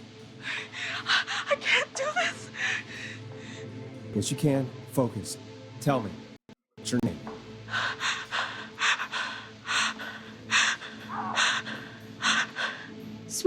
do it. What's your name? Carrie. Good, good. Carrie, listen to me. We're gonna get you out of there. All right? Now, where are you? The old murder house. Upstairs. I'm at the end of a hall. There's a bathroom, a couple bedrooms, a closet. Oh, he's coming. Where should I go? Go to the bathroom. Okay, I'll...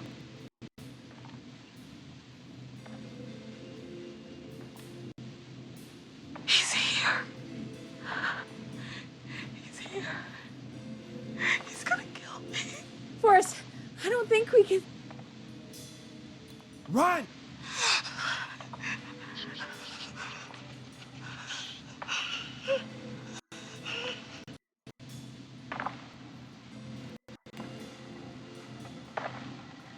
Oh no! Oh no!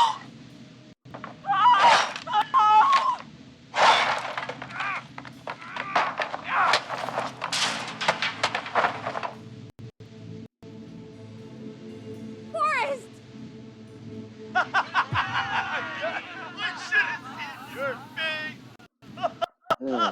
What? What? What? Are you kidding me? Okay, what the hell is going on here? Oh, who's on the phone, Carrie? The cops? It's just a joke, jeez. Wait, isn't that... Jimmy, that wasn't funny, you sicko! Of course I called the cops, but some guy just answered instead. What guy? Forrest Nash. What the hell are you all doing? It's prank night, old man. We're just having fun. That's the kid. The kid who called in earlier pretending to be the whistling man. That's it. I'm out of here. You're sick. Jimmy, this is a pretty sick thing to do. What? It's whistling night. That little idiot. Whistling night? It's a stupid tradition. Especially stupid since that one kid died back in... Would you take off that stupid mask if it's hard to breathe? Who's under there anyway? Is that you, Seth? Idiot! Seth is right next to you. That's, wait. Oh no. Who are you? Oh no, man!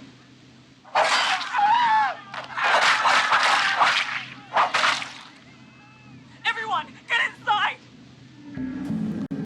Everyone, run! You two, barricade the door. Scott, Heather, you barricade the back. As long as he's out there and we're in here, we're safe, right? You bought time, but not much. Forrest, we have to... Heather, I already called the cops. Forrest picked up. He's the best we're gonna get. Who is with you, Carrie? My friend, we drove out to the old murder house and...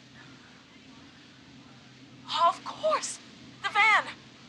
Who's got the keys? Jimmy had them. Of course he does. Jimmy.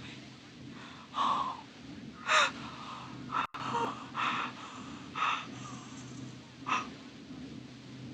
Yeah, focused. Focus, stay focused, Carrie. Focus. Yes. Sorry.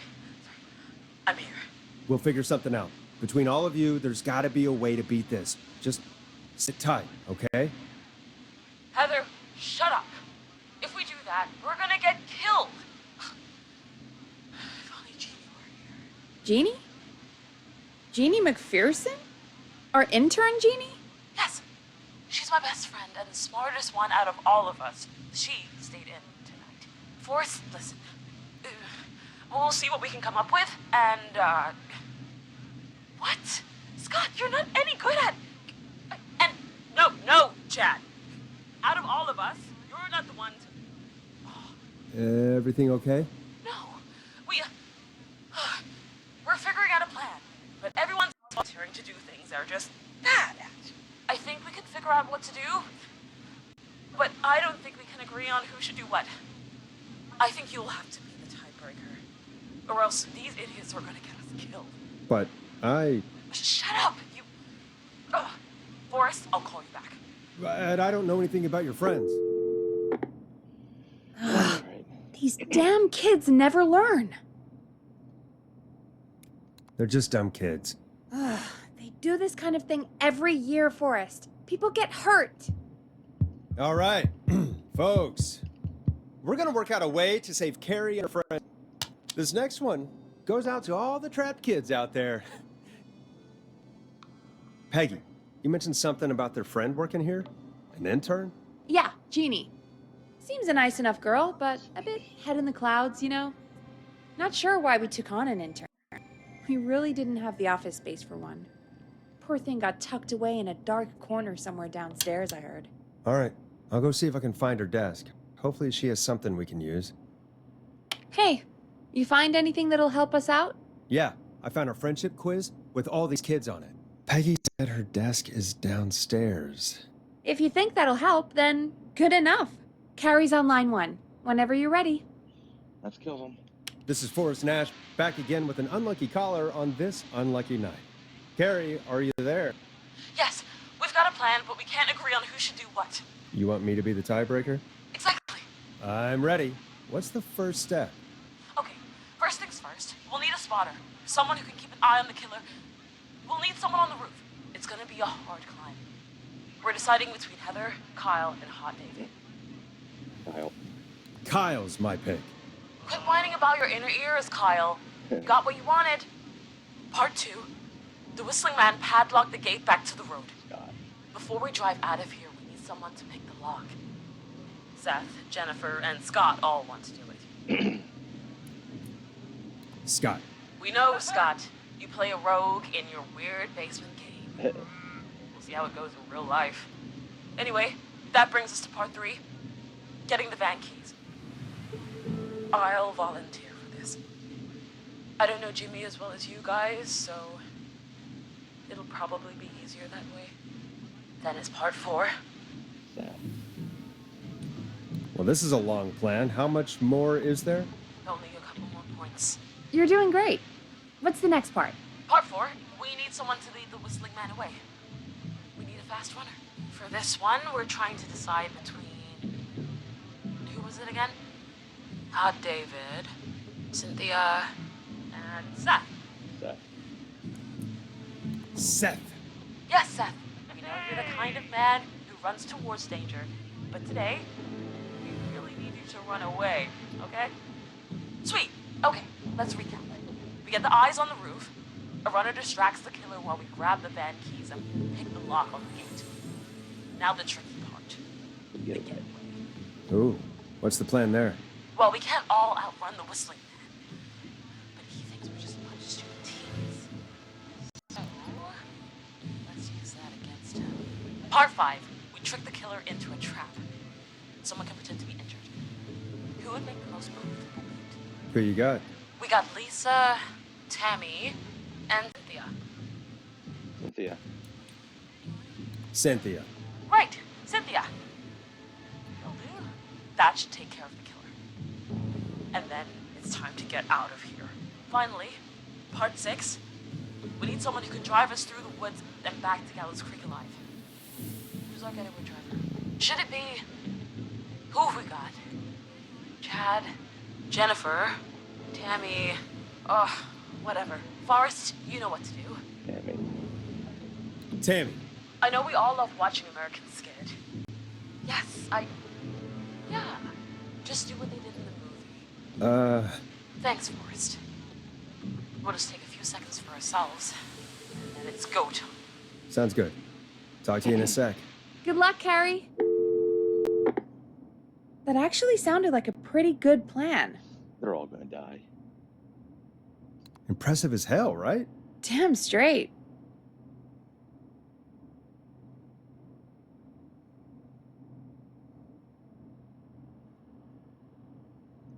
Oh, there they are. Oh, the kids are back already. Line 1 again. If you're just tuning in, we're coming to you live with a bunch of teens about to flee a madman. Listener discretion is advised. Are you ready, Carrie? We're good to go, Forrest. I'm going in the basement. All right, hit it. Alrighty then. Hit it. You got this. Here we go, everyone. Spotter, to the roof. Whoa, careful. All right, runner. Get ready. Wait for the spotter's signal. Spotter says go!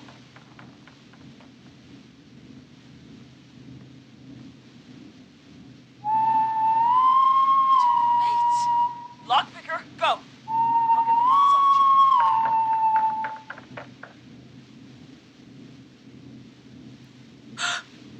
Oh, Jimmy. Oh, his face is... The keys, Carrie. You need to get the van keys. His face is lying next to him, Forrest. He got cut. Oh, God. Focus. Focus. Breathe. Right. The van keys. Oh, Jesus! The whistling man got the runner! Where's the key? Where's the key? Got him!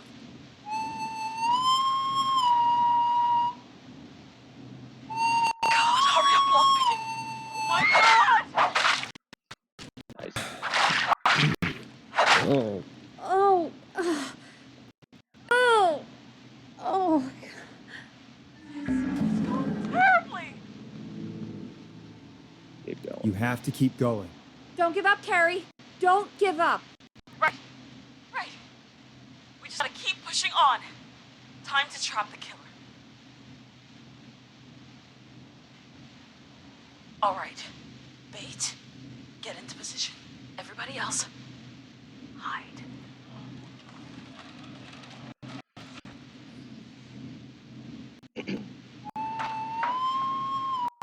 Okay, performer.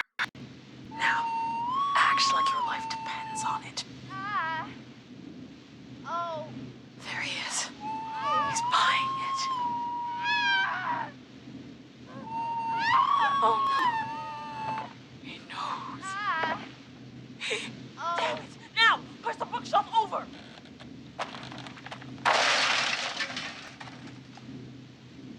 Oh my God, they both went through the floor. Spar! You need to climb down now. We gotta go.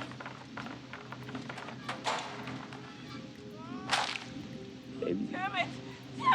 Everyone's in the van now! Driver, take the keys!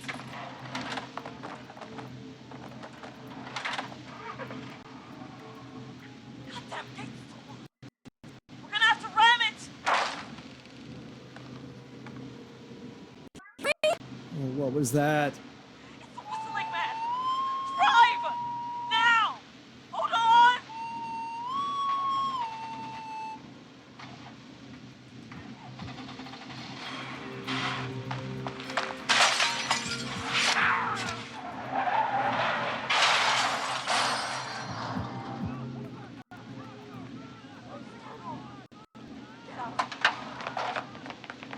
No!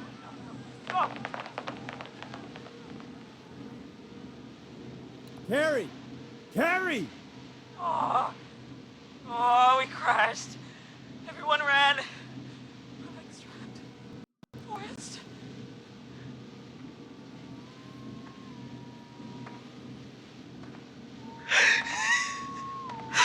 Vincent and suicide.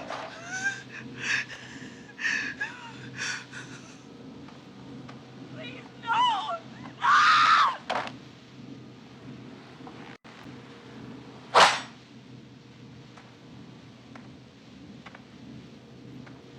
Carrie?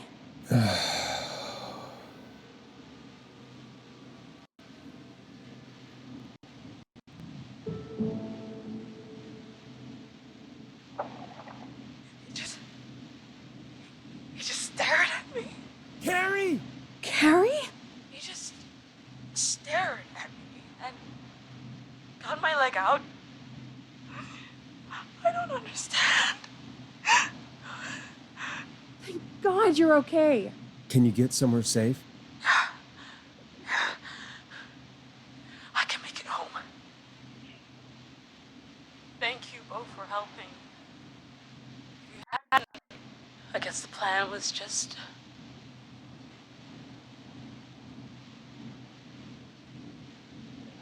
I'm sorry about your friends, Carrie. Thanks. I need to get home. Breathe, Carrie. You're okay now. I'll call you when I'm somewhere safe. Talk to you then. Folks, that was a lot. Our thoughts go out to the parents whose kids won't make it home tonight. For any kids listening in, please stay inside and stay safe. And parents, hug your kids extra tight tonight. Here's a song for the girl walking home in the dark.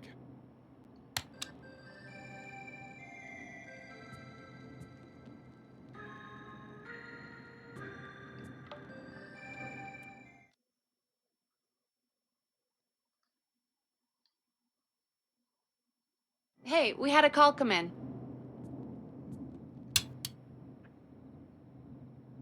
Forrest Nash here. Listeners, we've got another caller live on 189.16, The Dream. What's on your mind, caller? Hey, Forrest. I just wanted to phone in and say that I think I speak for everyone when I say that you're providing a real service for Gallows Creek tonight. It's cool what you're doing, man. Well, I'm just doing my job, friend. Anyway, tell me about yourself. What's your name? Are you keeping safe tonight? Yeah, man, I'm good, thanks. I'm at my roller rink, trying to get everything ready for the Harvest Festival tomorrow. I had a guy from Starling Security here earlier installing the Starling 4000 system, so I'm a little behind. As for my name, my friends call me Roller Ricky, and I now consider you a friend, my man.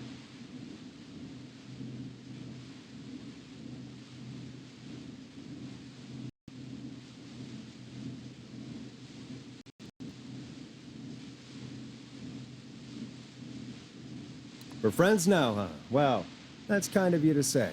Thanks. Yeah, man. Sounds like roller skating is more than just a job to you. So is...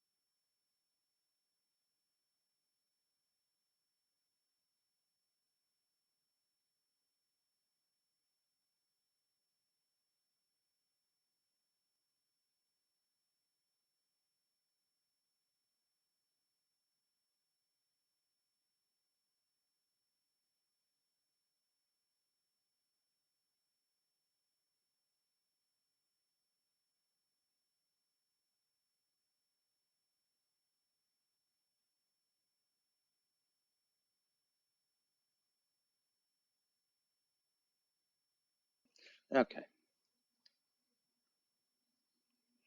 Oh, got the pills straightened out. What is this? This vocational? I wasn't always Roller Ricky. Once upon a time, believe it or not, I used to go by just Ricky. Yeah, back then, things were pretty rough. I used to roll with a bad crowd.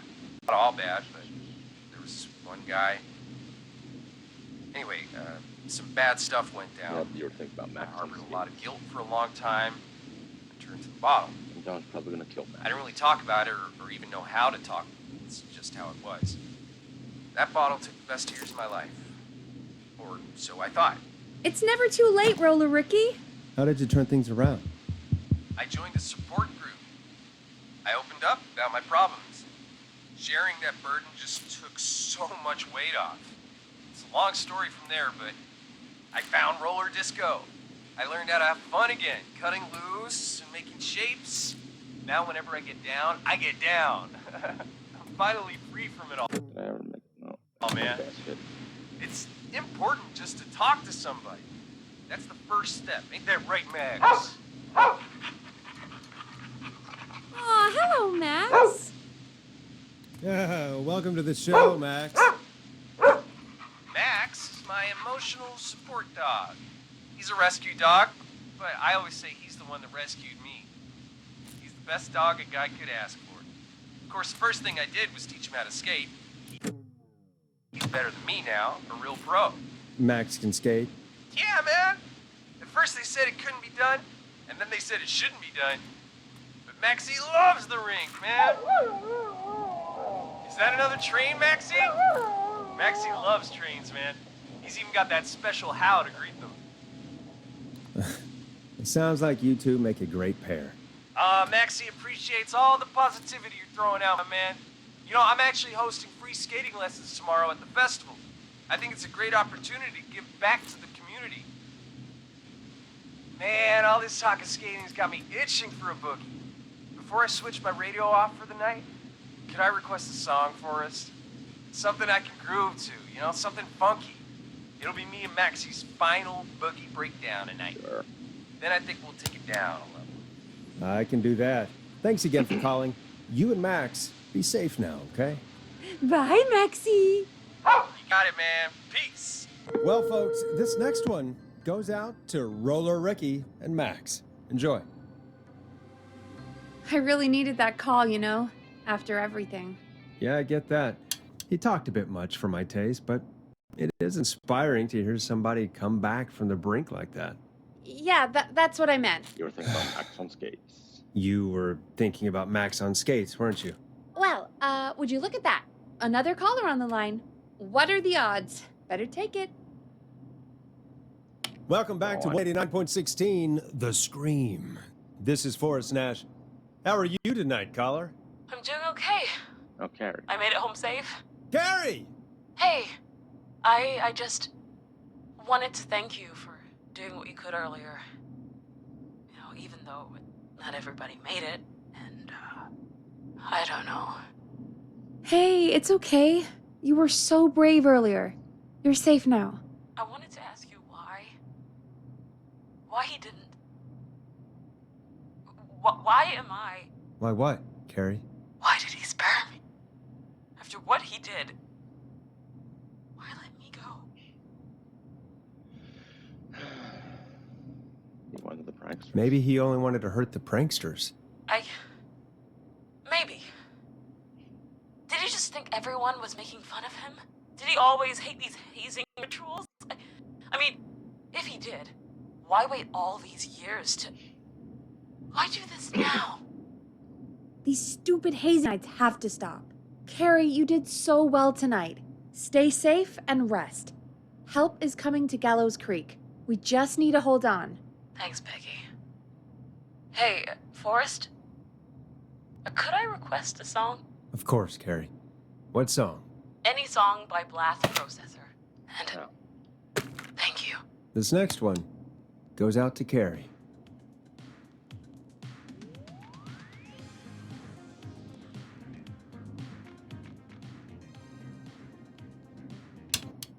You know, what Carrie just said has really got me thinking. About what? The whistling man left her alone. Why? There must be a reason. When it comes to masked whistling killers, I don't think a reason is a key part of their process. Well, it's something to consider. I need to take a break. If you want to stretch your legs, now's the time. Just hit the Peggy button when you want to get back on air. The world-famous annual Gallows Creek Harvest Festival is back! We got it all out on Giblet Field. We got the Little Miss Harvest Pageant, Princess Harvest Pageant, Harvest Queen Pageant, Cotton Candy, Corn Dogs, Cornhole, Corn on the Cob, Crokinole, Country Music, Can Jam, Jams, Jellies, Jamborees, Juggling, Rolleries, Roll Disco Lessons, Praying. We got baby crawling, balloon popping, balloons for sale, beard contest, horseshoes, hayride, hay toss, hey you there, safe donkeys and ponies, apple bobbing, firearm, fireworks, funnel cakes, fried dough, seed spitting, sand lake, cracker cramming, and cat shop. And fake tattoo, face painting, puppets, petting zoo, amazing maze, square dancing, story, spelling, quilting bee, and sewing circle, pie eating, lawnmower racing, hot dog eating contest, our contest, and of course our famous Gourd Measure-Off. The festival is brought to you by Mayor Linda Cartwright, sponsored by Gallows & Sons Factory, and dedicated to the memory of Garrett Miley, tragically taken from us last festival. Hey, I did it. Let's get going, Peggy. Alrighty, we could run another segment, or... Scratch that, Forrest. We have a caller.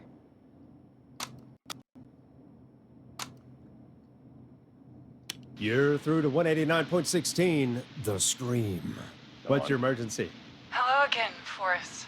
Oh, that call with the teens was awful. Those poor kids. Still, I'm glad the girl didn't get hurt. Thanks for your concern. Are you in trouble? What's on your mind? I wanted to ask you again to play my song, Forrest. You said you were gonna play it, but you didn't. Your name was Dawn, right? What, Peggy? Yes. Oh, well remembered. My name is Dawn, and I wanted to ask you again to play my tune, Forrest. Long Ride Home? You know, the one that Peggy said she threw outside the window? You must really love that song. If you're calling up to ask for it when you know we don't have it. Well, I do love it. And I don't argue. You do have it. It's just outside the window. There's a serial killer on the loose. I can't just go outside hunting for a record. I'm really sorry, Dawn, but we just can't get it right now. But wasn't the whistling man just at the old order house? It's miles from the station. It won't take you a second to grab it. Don, I'm not sure if you've heard, but there's something unnatural about this freak. He's fast. I'm not risking it. Oh, but I think you will. Forrest?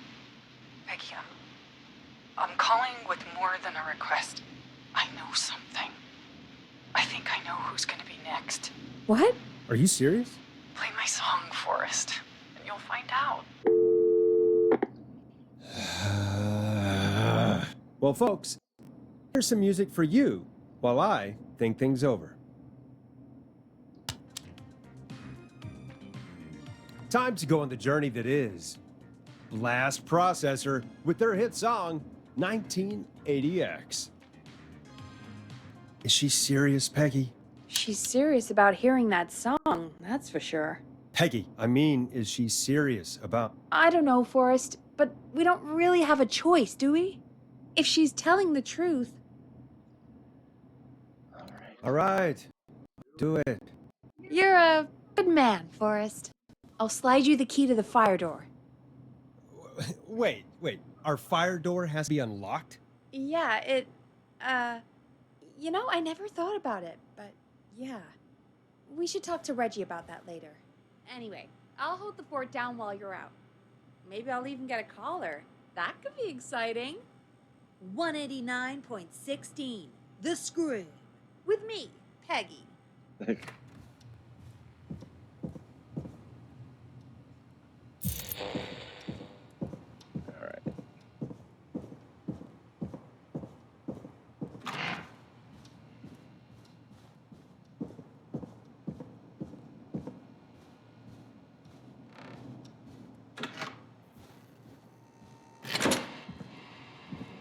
You know, I hope she'll be happy when I'm brutally murdered by the Whistling Man. Out here, in the open, alone.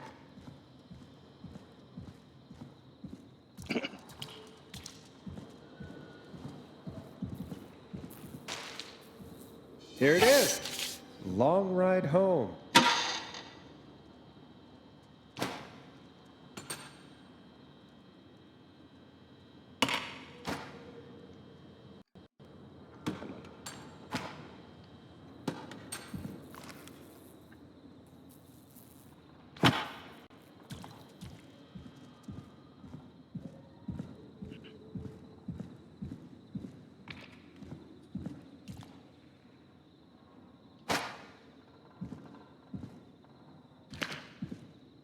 No, get up.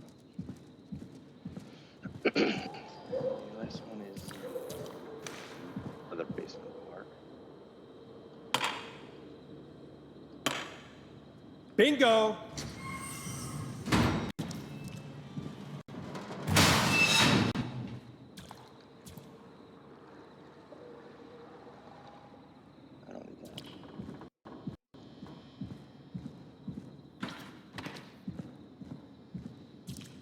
I could probably survive that fall. Looks like the janitor's closet. What did Peggy say his name was? Clive?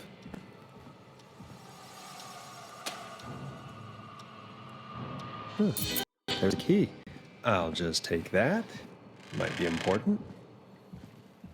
What the hell? Peggy is not gonna believe this. I wonder how the show's going.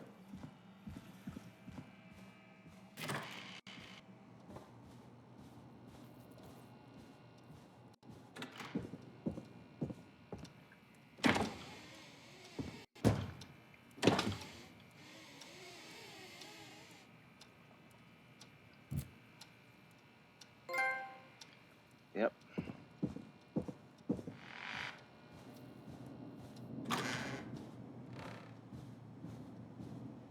It didn't freeze it. That in a refrigerator.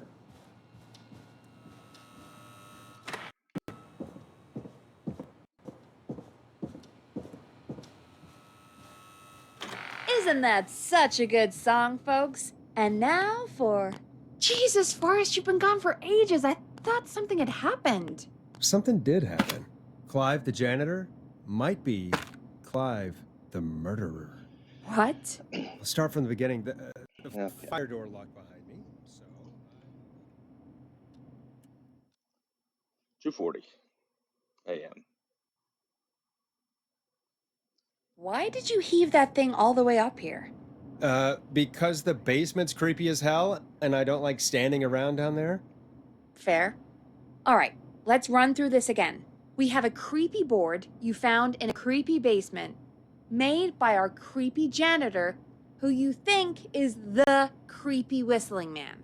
Yep. And on the creepy board are the names Chuck Brody, Kim Walker, Rebecca Allen, and Aunt Williams. Correct. And you think one of these people will be the Whistling Man's, Clive's, next target. That's right. And we've got to find them. You said there are 4 locations listed there too? The hospital, the power station, the gas station, and the trailer park. Clive must think the target is at one of those locations. Forrest, you're gonna have to figure out if any of the potential targets are at one of these locations tonight. Hit the button if you need any help. How's it going? I'm ready. Peggy? Yep, let's go. Are you sure? We've only got one shot at this. Let's go. I'm sure. Let's do this. Okay, name first. Who do you think the target is? Rebecca. Rebecca Allen. And where will I find them? Hospital. The hospital. Okay, I'm dialing. One moment.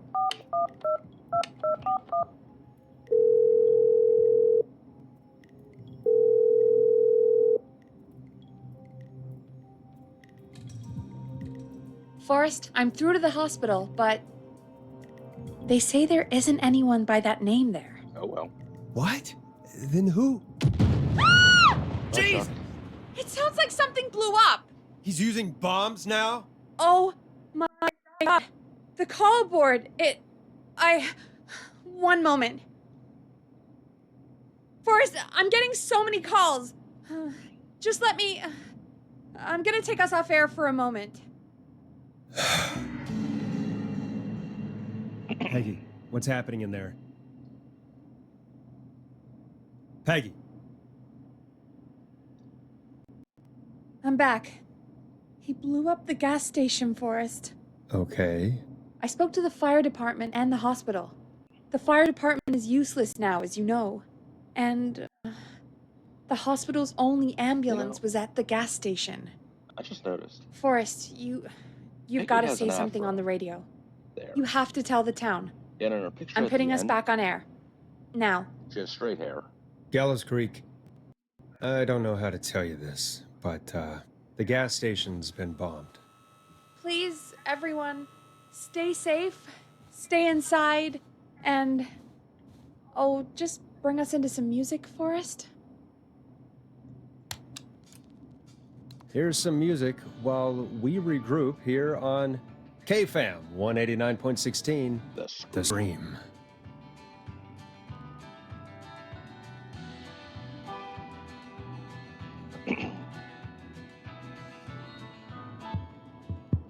Just got one more record, I believe. There's gotta be more in the basement to show us who Clive is targeting. And if that's the case, we can get ahead of him. Stop the killings before they can happen. Forrest, we need to go back down. By we, you mean me, right? Yep. Like I said, I need to handle all these calls. Maybe start with that creepy mannequin room you mentioned before. I still have a lot of questions about those, by the way. Me too.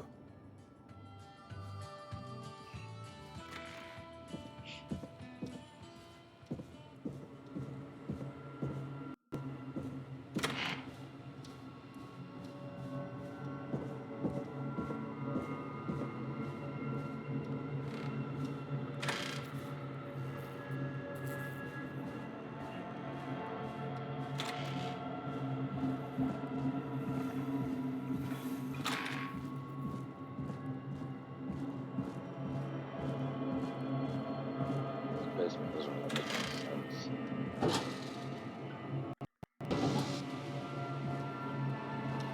sense. A key? Was this always here? I must have missed it when I brought everything upstairs.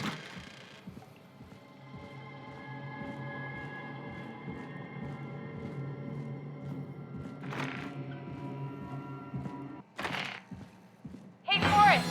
Peggy, give me some warning before yelling down the intercom. Sorry. Peggy, I've found a tape and a map down here. A map of what? Looks like it might be to somewhere in this storage area. Weird. Well, maybe the tape will give us more information. Give it a play. Buzz the intercom when you find something and want to discuss it.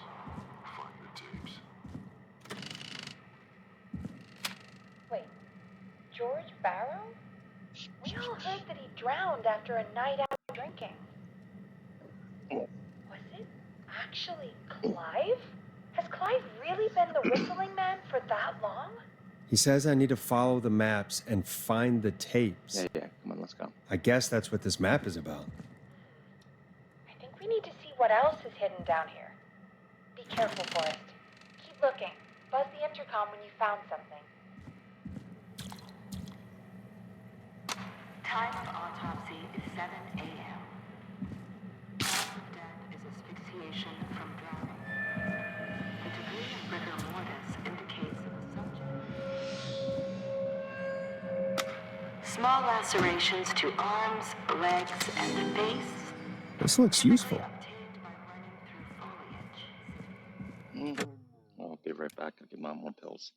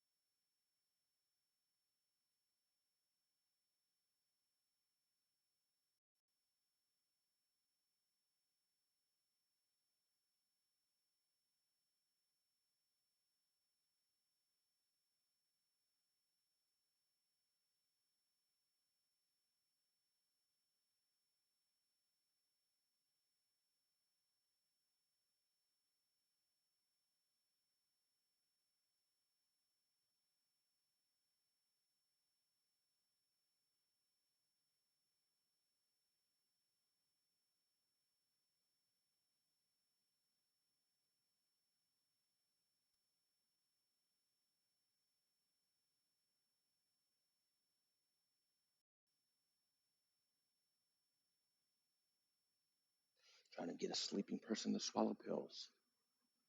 She wanted to spit them out. All right, what am I doing?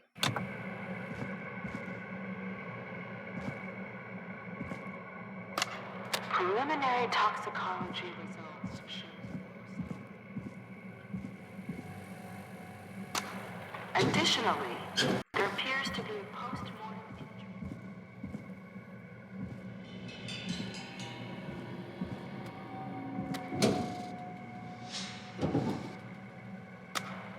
It is the coroner's opinion that the subject likely This has to be feared for his important. life and was chased, resulting in a fall from a height into a body of water where he hit his head, was knocked out, and drowned. Following that, he was Ooh, a new vinyl for my collection. If you're listening to this,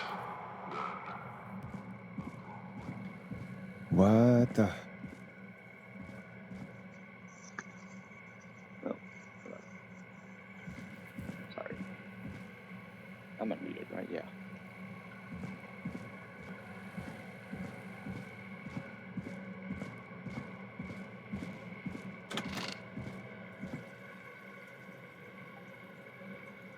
What have you found, Forrest? It's an autopsy tape. Doesn't say for who, but I think it must be for George. Poor George. He was so young. Something's bugging me, Peggy.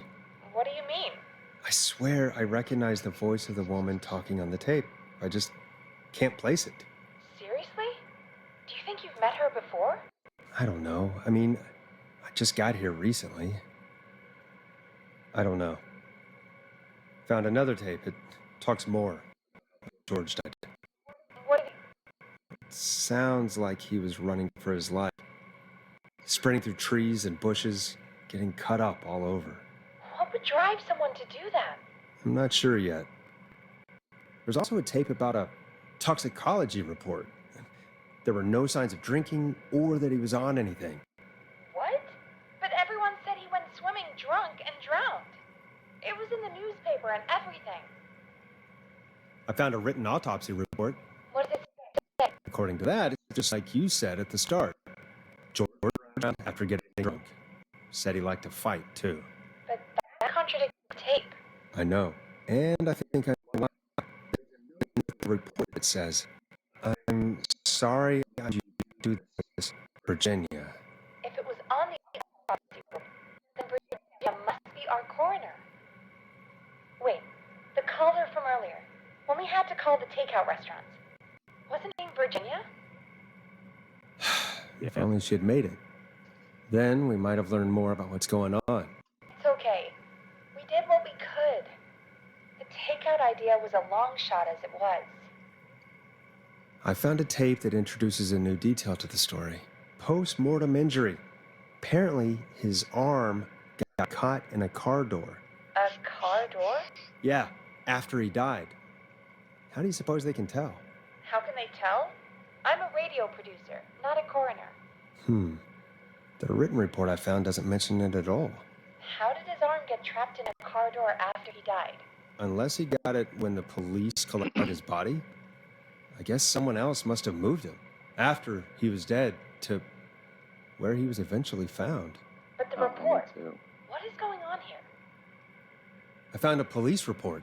Mentions a friend from earlier, Sandra Sharp. Sandra. The jazz runner? That's right. She found George's body washed up at the reservoir. The reservoir?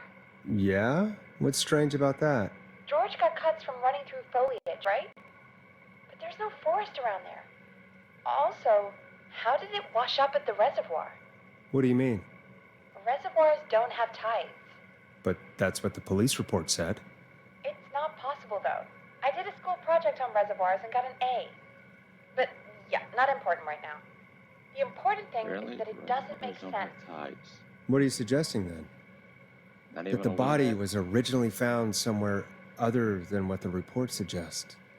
That the sheriff tried to cover it up, but accidentally let something slip? Something like that. I think. Well, Sheriff Matthews wrote the report. If he hadn't been eviscerated, we could have asked him. And Sandra didn't make it either. In another tape, the coroner comes to the same conclusion as I did. George was running from something. Maybe an animal? Maybe, but then there's this next bit, where the coroner thinks he was moved post-death. So she agrees with us. At the end of the tape, someone burst in and demanded Virginia stop recording. I think it was Clive. This is starting to make sense now. This is a conspiracy to cover up what happened to George. Yes, it is.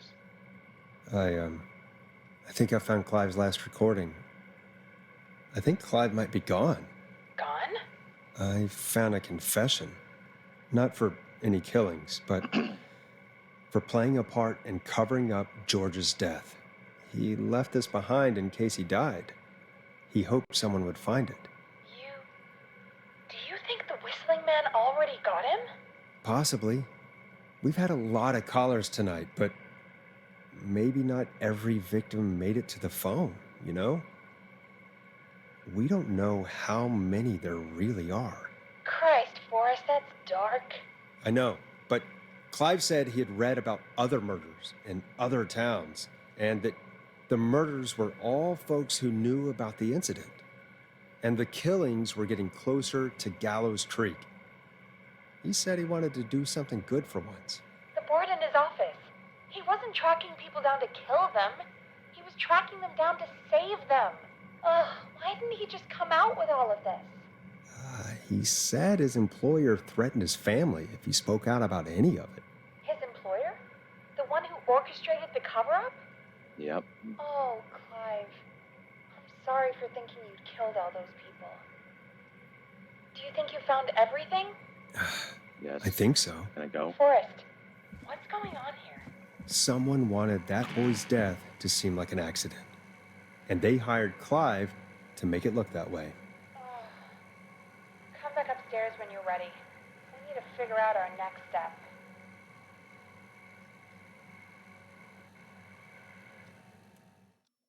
Oh.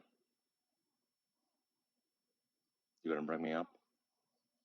Thank God you're back, Forrest.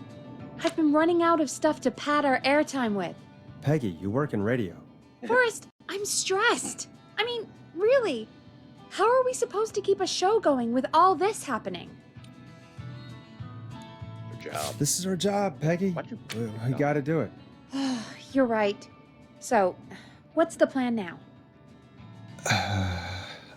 Kill as many people as If possible. only Sandra had made it. We could have talked to her, too. Oh well. Well, you know, we win some and we lose some, I guess. I guess. Looks like we've got a call coming in. Welcome to 189.16 The Scream, with me, your host, Forrest Nash. Hi, Forrest. I know this is really out of the blue with everything happening tonight. But I wondered if you could send a special birthday message to my uncle. No. No, I don't wanna.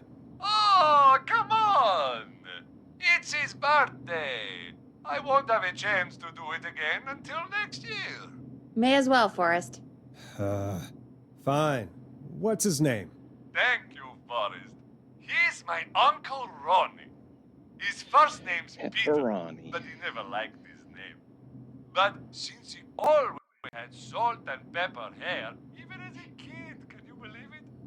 Folks always call him Pepper.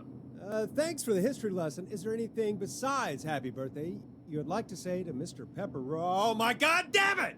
Yes! Tell him he can get the best birthday deals and party packages here at Putney's Pizza. Starting at You son of a bitch! Stop calling us! God damn it, Peggy, this is your fault. My fault? I said I didn't want to do it. Don't blame me because Brian Ponte can't control himself. Don't worry, we've already got another caller on the line. Just pick it up, okay? This is 189.16 The Scream. I'm Forrest Nash. You're on the air, caller.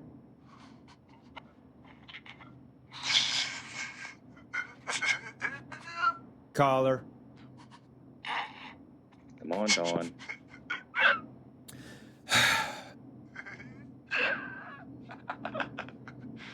Ponty? Ponty's Pizza delivers! Come rain or sleet or whistling man, we'll be there!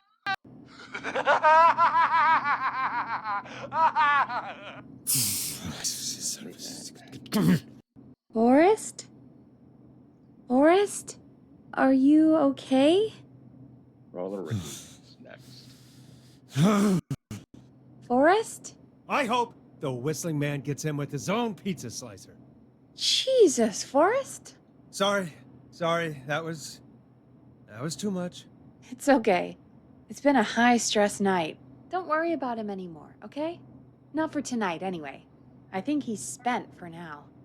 We've got another call, whenever you're ready.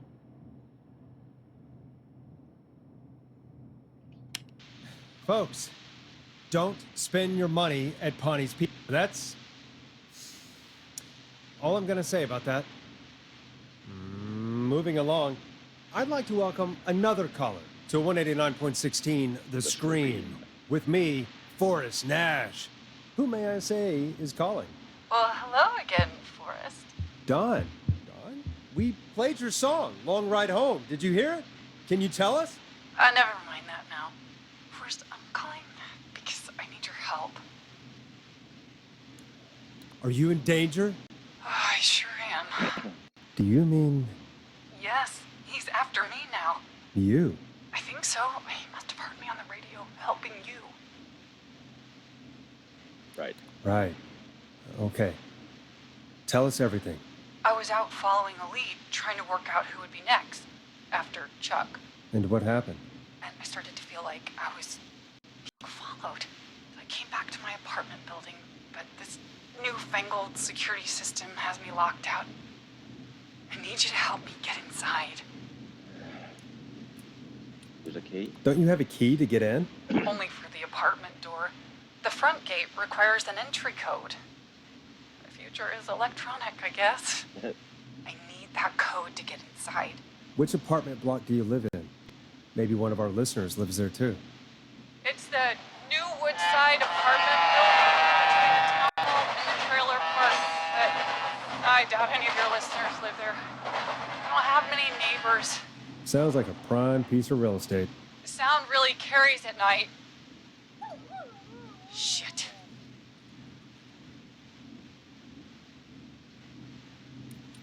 Is that a neighbor's dog? Yes, it is. Boy, I wish he'd muzzle that thing and... Oh. And now he's blasting David Scopo out of his window. This night can't get any... The whistling man. He's coming down the street. I don't think he's seen me yet. Forrest, please. I need your help. I need the code for that security system, or I'm gonna die. What's the name of the security system? There's a sticker on the box. It says Starling Security 4000 is keypad, and it looks like it wants a 6-digit number. Starling Security 4000, huh? That's right. Very newly installed. I need the key code Boy, before I the wonder who whistling has man gets that. me. Yeah, of course. Don't worry, Don. Thank you, Forrest. I knew I could count on you.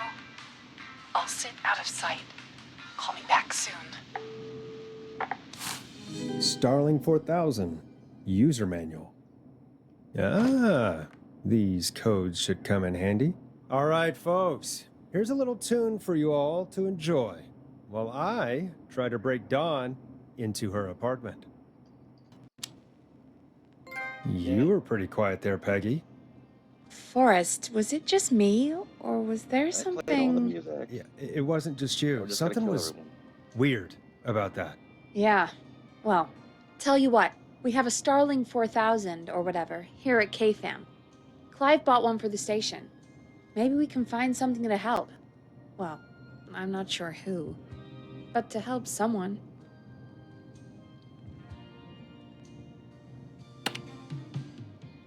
Okay, so she's locked out of the Woodside Apartments, and somewhere, Clive probably has the papers for the Starling 4000.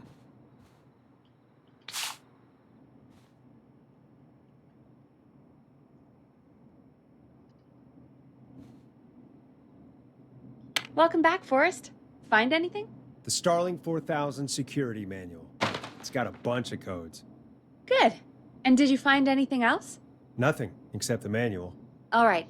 Well, I'll get Dom back on the line then, Forrest. I'll let you take it from here. Thanks, Peggy. Line 1, whenever you're ready. Yep. Don, are you there? This is Forrest Nash from 189.16, The Scream. Oh, thank God you're back. I'm so afraid. What's the code to the gate?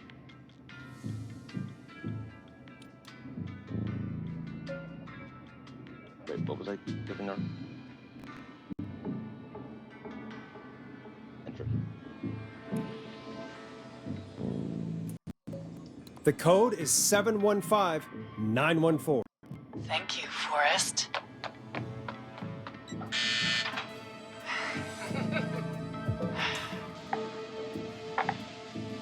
Forrest, what did we do?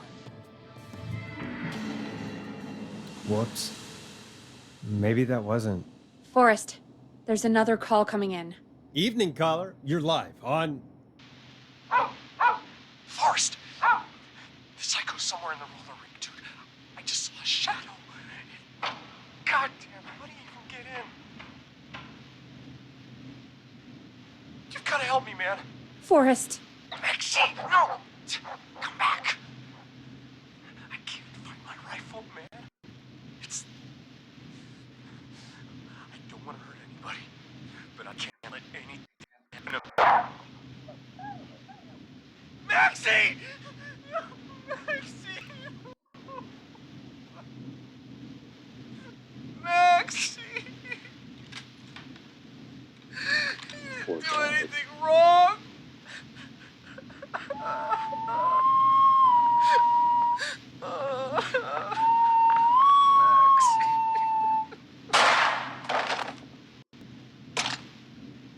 Thanks again, Forrest. Oh, God, poor Ricky. Okay, Gallows Creek, here's some music while we process what just happened. So, the whistling man is a woman? Yep. Yeah, I worked it out a while ago. Yeah, sure, Forrest. You just never mentioned it. She called up. You spoke to her multiple times. I knew she wasn't right. Is that right, Sherlock? Why do you think she requested that song?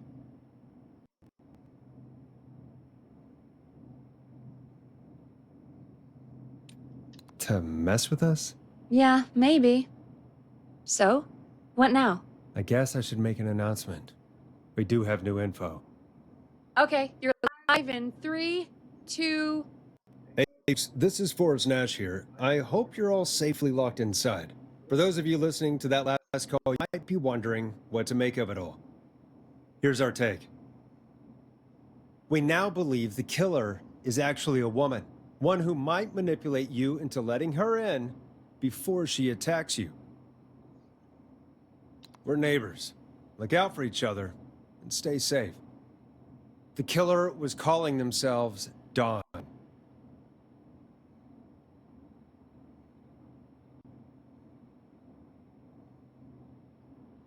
This could be a fake name. If anyone needs help or you have info on the killer, please call in. You folks have my new number, right? Hopefully, our next caller can shed some light on it. Hey, we had a call come in. Okay, folks, time to take a call. Yay. This is Forrest Nash, and you're listening. Please help me. My name is Casey Moore. I'm at 25 Nancy Drive. My best friend's been stabbed. He's bleeding everywhere. I don't know what to do. Please help me. We're almost done. He's still breathing. Is he still breathing?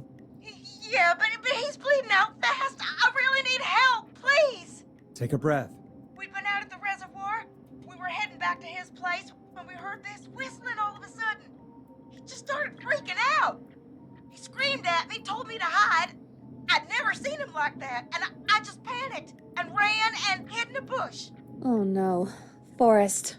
Then what happened? He went up the road and talked to someone. I couldn't really might have known the person, and they just stabbed him.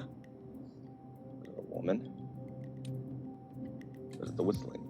Yeah, Casey, was his attacker the whistling man? The who? They had a mask and wore all black? That's all I know. Please, we need help here. I'll get you help, but I need to know. Where did the masked person go? They left. They left him to bleed out. I waited until they were gone, then dragged him into the garage and called 911. Wait, why didn't she make sure he was dead? I don't know. I think I heard them say something like, "It's not so funny now, is it?" before they left, but please, he needs to get to the hospital. I can't drive, so we need an ambulance. The ambulance was destroyed in the explosion at the gas station. You should get all the info you can. Can you tell us where your friend was stabbed? They stabbed him in the stomach, and then stabbed him again in his leg when he was on the ground, and it's... Oh, the knife is still there in his leg! What's your friend's name, Casey? It's Jason Parker. We'll be right back. Peggy, patch us through to the hospital. On it. Phoning St. Gabriel's now. Switch to line 2. Hello, St. Gabriel's Hospital. How can I help you? Hi, this is Forrest Nash from 189.16. We have a stab victim at 25 Nancy Drive named Jason Parker. He's been stabbed in the stomach and the leg. He's bleeding heavily. Oh God, I'm sorry. But the ambulance is, well, you know. I know, but please, we need something, or he's going to die. Forrest, listen, you're going to have to get him here.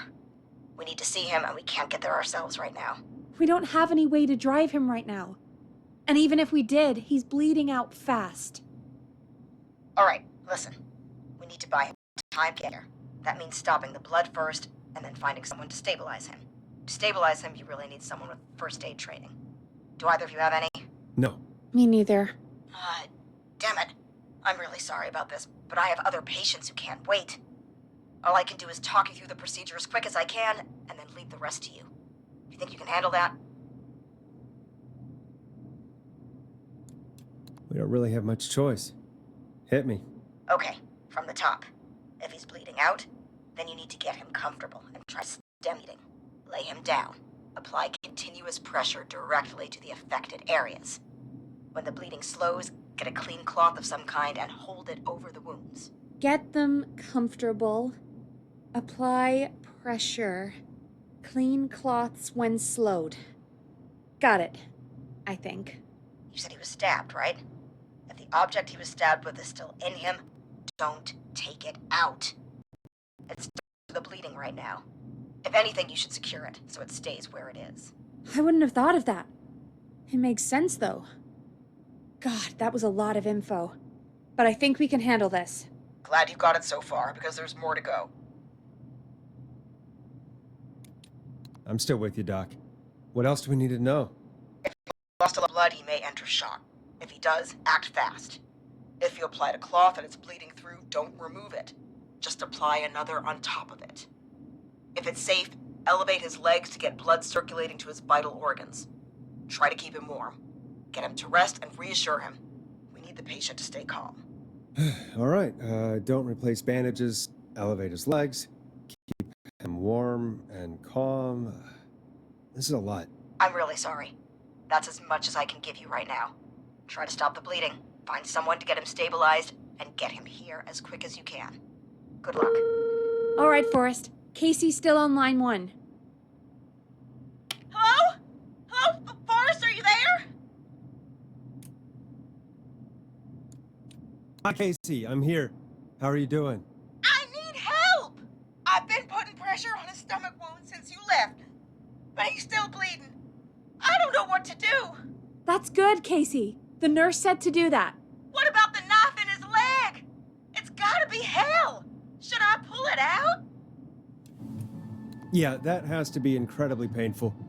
We should definitely get it out of him. All right. Here goes.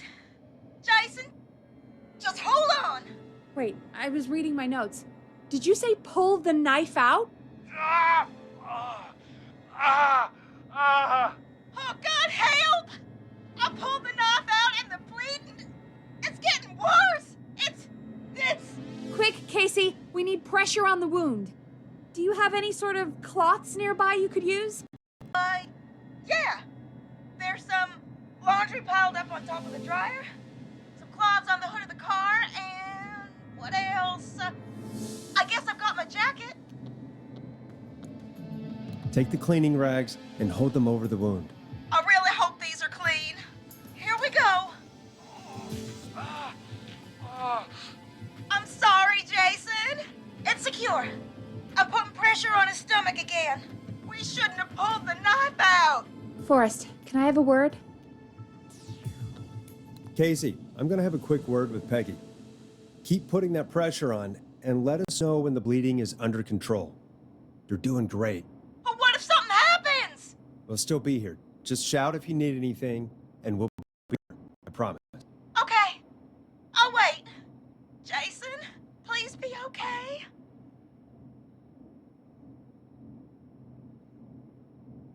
What's up, Peggy?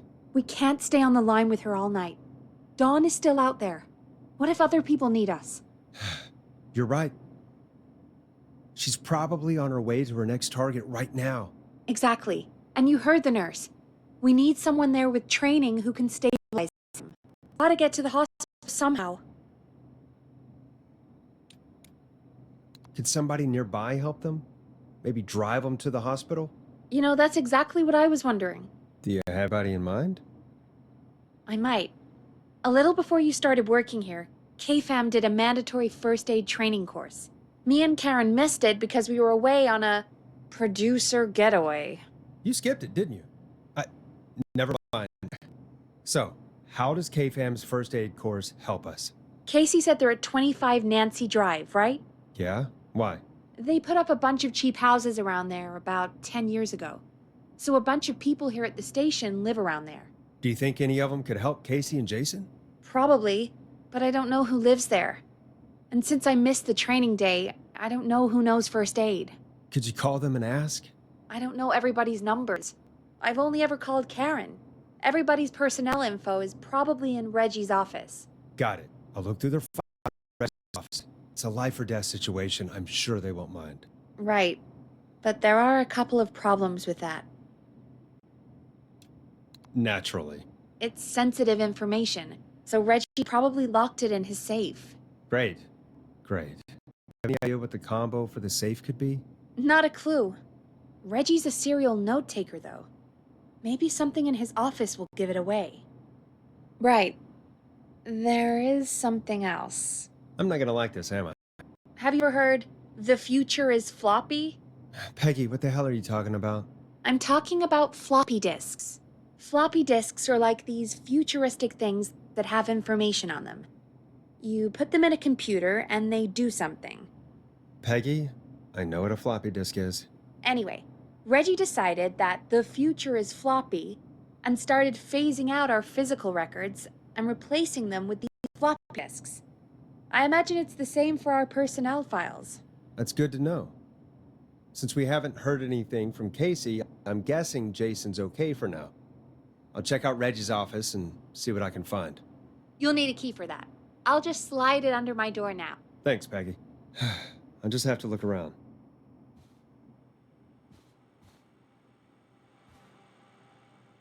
Good. I'll patch my mic down to the office, so you'll hear me over the intercom.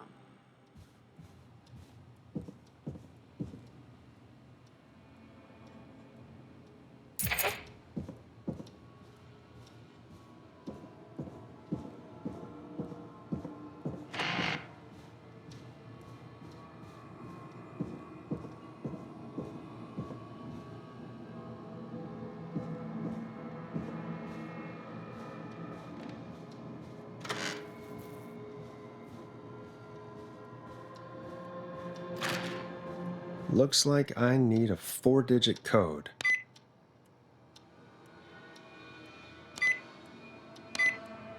Nice.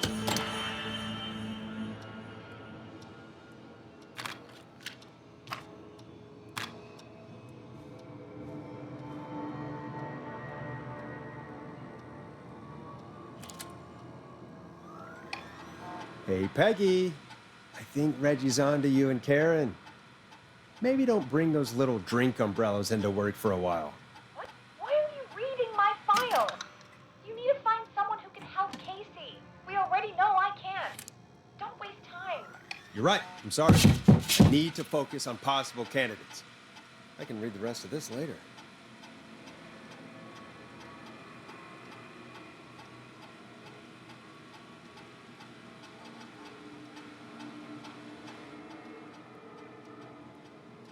Hey, Peggy, you there? Yeah, I'm here. Did you find what we need? I think I know who our best bet is to help Casey and Jason. All right, good work. Who should I... Hello? Is anybody there? Please pick up. Casey, I'm here. What's wrong? Jason started going pale. I tried to get him to rest, but he just threw up everywhere. What's happening? What do I do? God, it sounds like he's going into shock.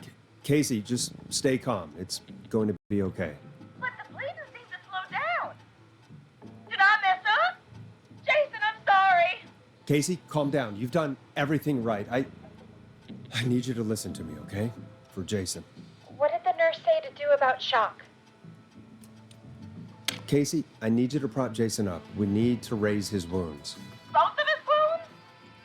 You want me to fold him up like an accordion?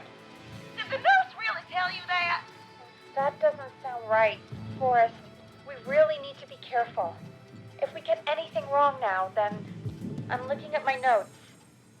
We need to get Jason as warm and comfortable as possible. Do you have anything you could use nearby, Casey? Yeah. I still have some laundry next to me. I'll wrap him in some blankets. Just give me a second. Sorry. Jason's bleeding through his bandages. Should I get him new ones? Or... Oh, God. That's right. You need to carefully remove the bandage and quickly replace it with a fresh one.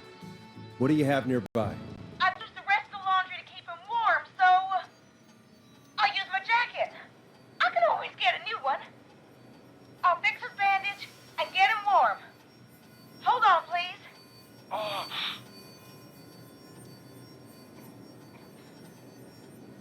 Sorry. I'm done. You're gonna be okay, Jason. Just relax there, okay? Boris, I'm scared. He's not doing well. Is he gonna... Jason is going to be fine. Just make sure he knows he's going to be okay, okay? Okay. Please. I can't give him what he needs. Please, help. I can't lose him. All right, Forrest, we need to hurry. Doesn't sound like he's doing too well. You said you knew who to call earlier? Who was it? Brad's our best option. He lives on Axdown Lane. His number is 542-4298. Brad? Ugh. Forrest, Brad? Are you sure there's nobody else we can call?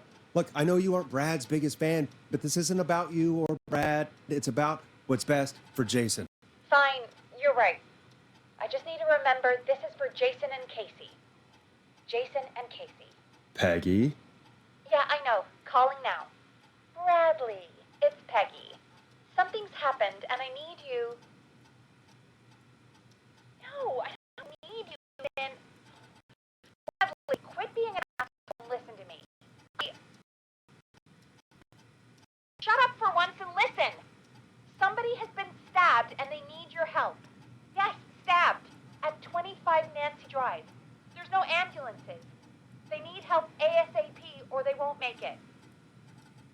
Bradley, yes, I know you're just a food critic, Bradley. Oh. I'm here with Forrest, and he said you were our best bet. You were at the KFAM first aid session, right? So you at least have some training. Sure, but even still, you're our best bet. Thank you. Remember, you're looking for Jason and Casey. Well? I don't know. I'm pretty upset about a fight with Barbara. But at least we have a volunteer. All right. Well, we better let Casey know what's going on. Hello, Casey. Are you there? How are we doing? Bad. Jason seemed really weak and then just started thrashing. When he was thrashing around, did he hurt you? Are you okay? I'm fine, but Jason passed out. Please tell me you found someone to help. Casey, help is on the way. My colleague will be there soon. You hear that, Jason? Someone is coming. You're gonna be just fine. Just hold on for me, okay? Just hold on. Come on. That must be them. Okay. Forrest, we'll call you back later. I have to go now. Good luck, everyone. God, I hope he's gonna be all right. And with that, the show moves on. We're sending our best wishes to Jason. Well, after all that excitement, I think we could use some music. Come back upstairs when you're ready.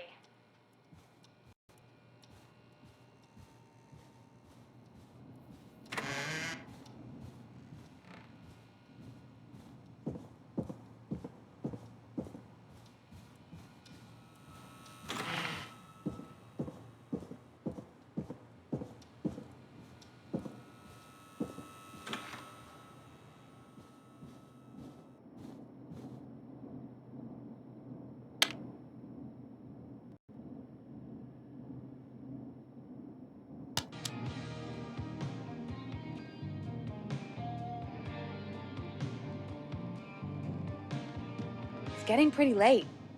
This might be your last break for the night, so try to enjoy it. Give me a buzz when you want to go back on air.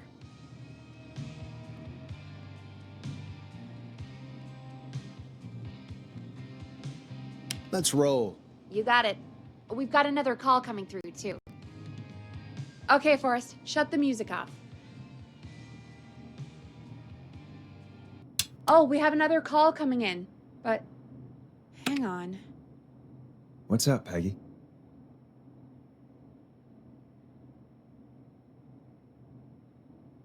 Peggy?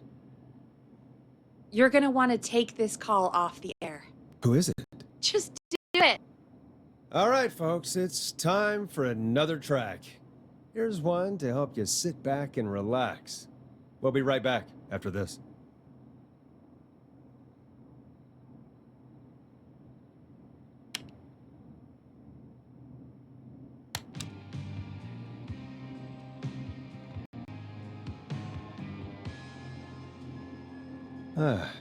I hope this is good news, Peggy. Who have we got? Find out for yourself on line 1.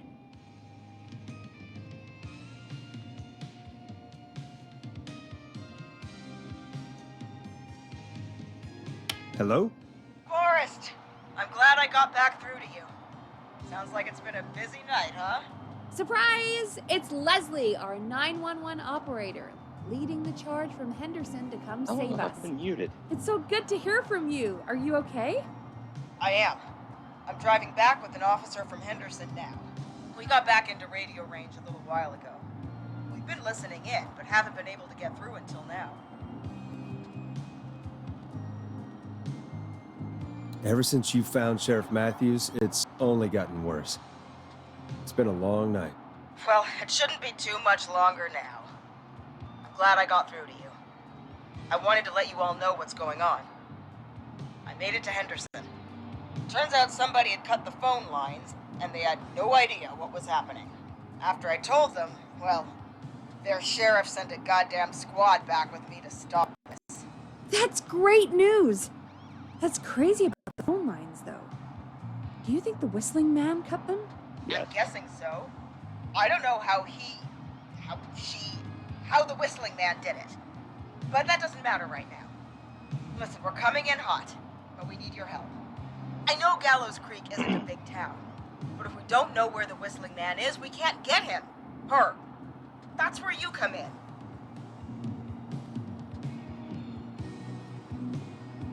What do you need? You can count on us. What do you need? It might be a long shot, but here goes. The Whistling Man already called up a few times. I bet she calls again.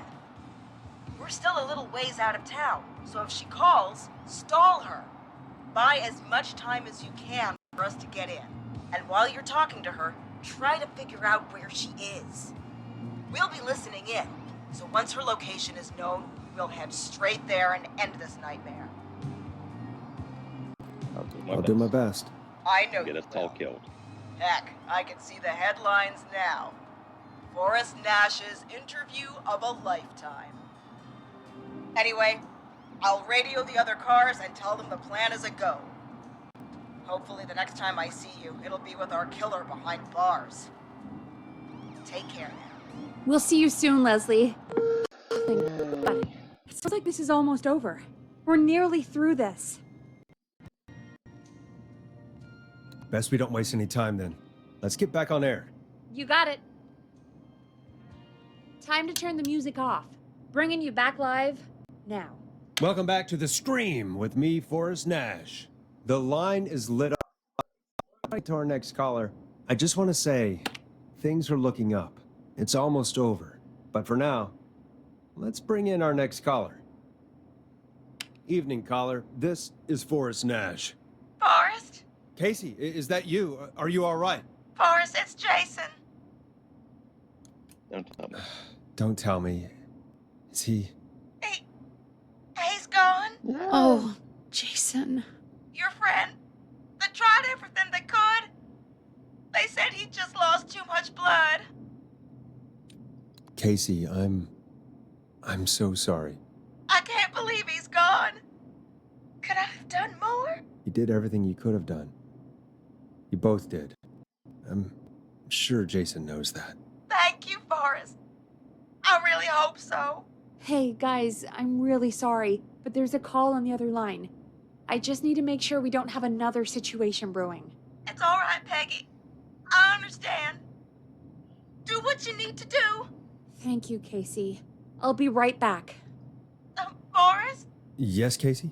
before Jason passed out, I asked him who did this, and I think he knew who attacked him. Are you serious? Yeah. He said it had to do with a boy named George Barrow? He mentioned him, the boy who drowned. I guess that's what Jason said. He said that George died during, God, what was it? Whistling night? Some kind of prank night. And that the person who stabbed him wanted revenge for George. Casey, are you absolutely sure this is what Jason said? Yeah, I think so. Jason still seemed with it when he was telling me. So I don't doubt what he said. Did you say Jason told you who the Whistling Man is? He did. He said it was a woman. They went to school together. Somebody called What? What happened? Are we still there? No, we're not. Seems like the power is completely gone. How do we get it back on? I don't, oh, we can use the emergency generator down in the basement. Reggie picked it up a while ago in case we ever needed to do an emergency broadcast. An emergency broadcast? Emergency?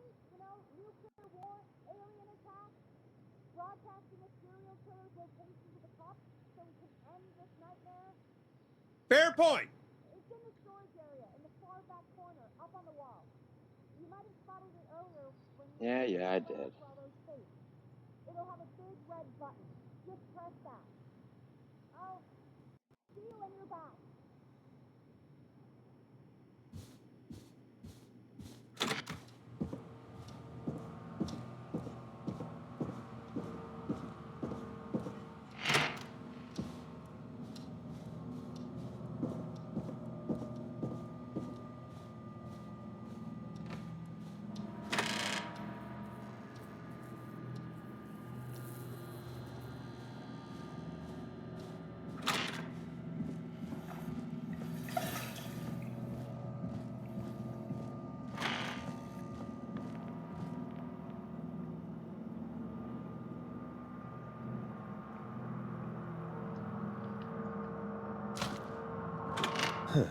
Far back corner. Why is this station so big?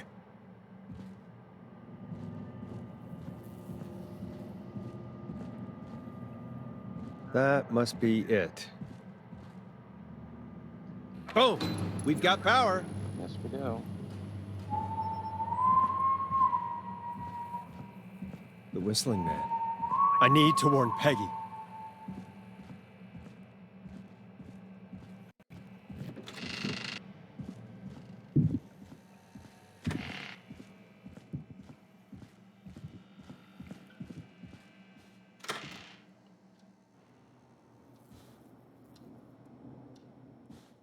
What the heck?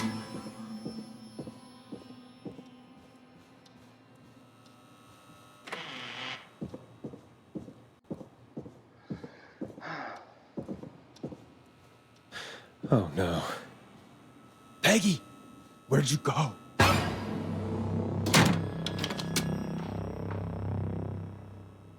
No way. This can't be happening.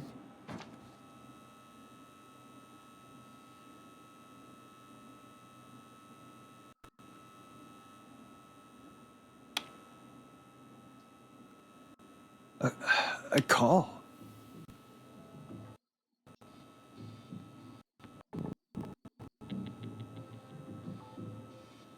Forrest? Forrest, come on, Forrest. Don't be like that. You're a talk show host. Talk to me. Where's Peggy? Have some patience, Forrest. It's almost the end of the night. Almost the end of the show. But it's not over just yet. Got a little time still. So let's make the most of it. All right. All right. Let's. I'm happy to hear that. Huh? I thought we'd end tonight's Whistling Man special with a special guest. The one who started it all. Let me take that out of your mouth and... You crazy bitch! Let me go! Welcome to the air, Mr. Teddy Gallows Jr. Wait. It's all gonna come out tonight, Teddy. Your daddy and his money saved you 20 years ago. But even if you crawled out of his coffin with all the money in the world... Wait. Where the hell is Teddy? How are you talking to him if you're here with me? Because I'm not there with you, Forrest. I'm here with Teddy. And if he says where that is, well, he knows he'll get it. Then who's here? Wait, then who am I looking at? Forrest Nash, let me introduce you and all of Gallows Creek to my boy, Henry Barrow.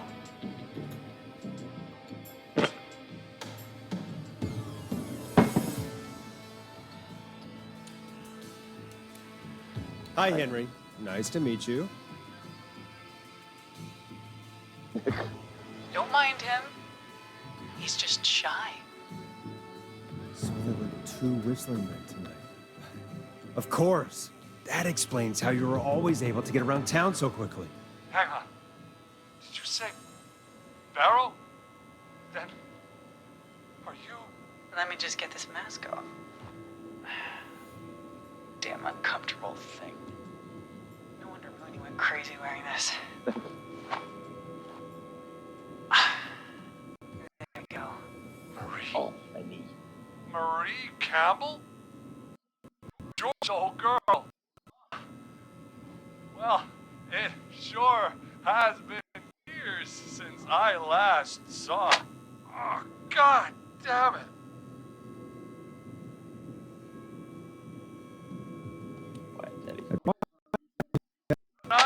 I listened to it. Everyone's gonna know now Teddy did. He killed night. This night, 20 years ago. You... Ah! You're gonna talk when I talk to you, and not a moment before. And you're never gonna talk again, Forrest. I considered having you help me blow this whole thing wide open, but you didn't really sell yourself too well tonight. I'll get going. All right. I'll just get going then. Henry, honey, he's all yours. Hey, wait a minute. Back off. Don't come any closer. Don't worry. I'll let Peggy know you asked about her before I send her your way.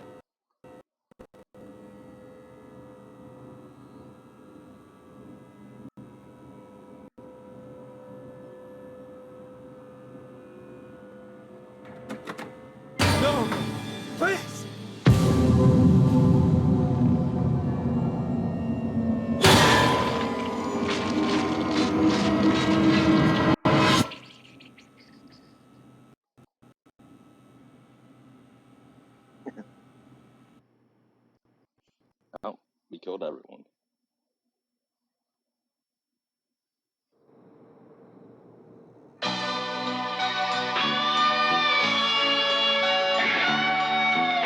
Everyone is dead. In the dead of night, I can hear you calling for me. And there's nowhere to run, and there's nowhere to hide. I can put up a fight, but you're just out of sight.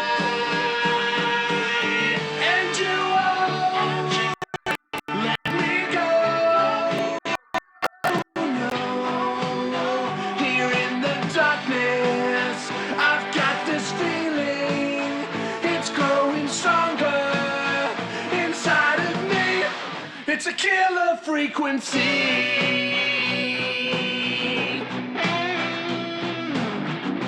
I can feel my heartbeat, and it's bursting out of my chest.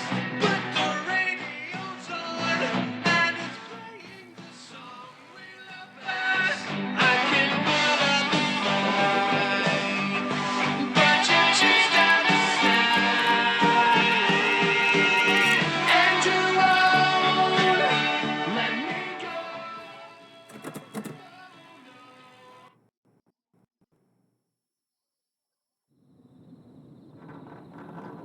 Alright, and that was all the Killer Frequency. Thank you for watching. Later.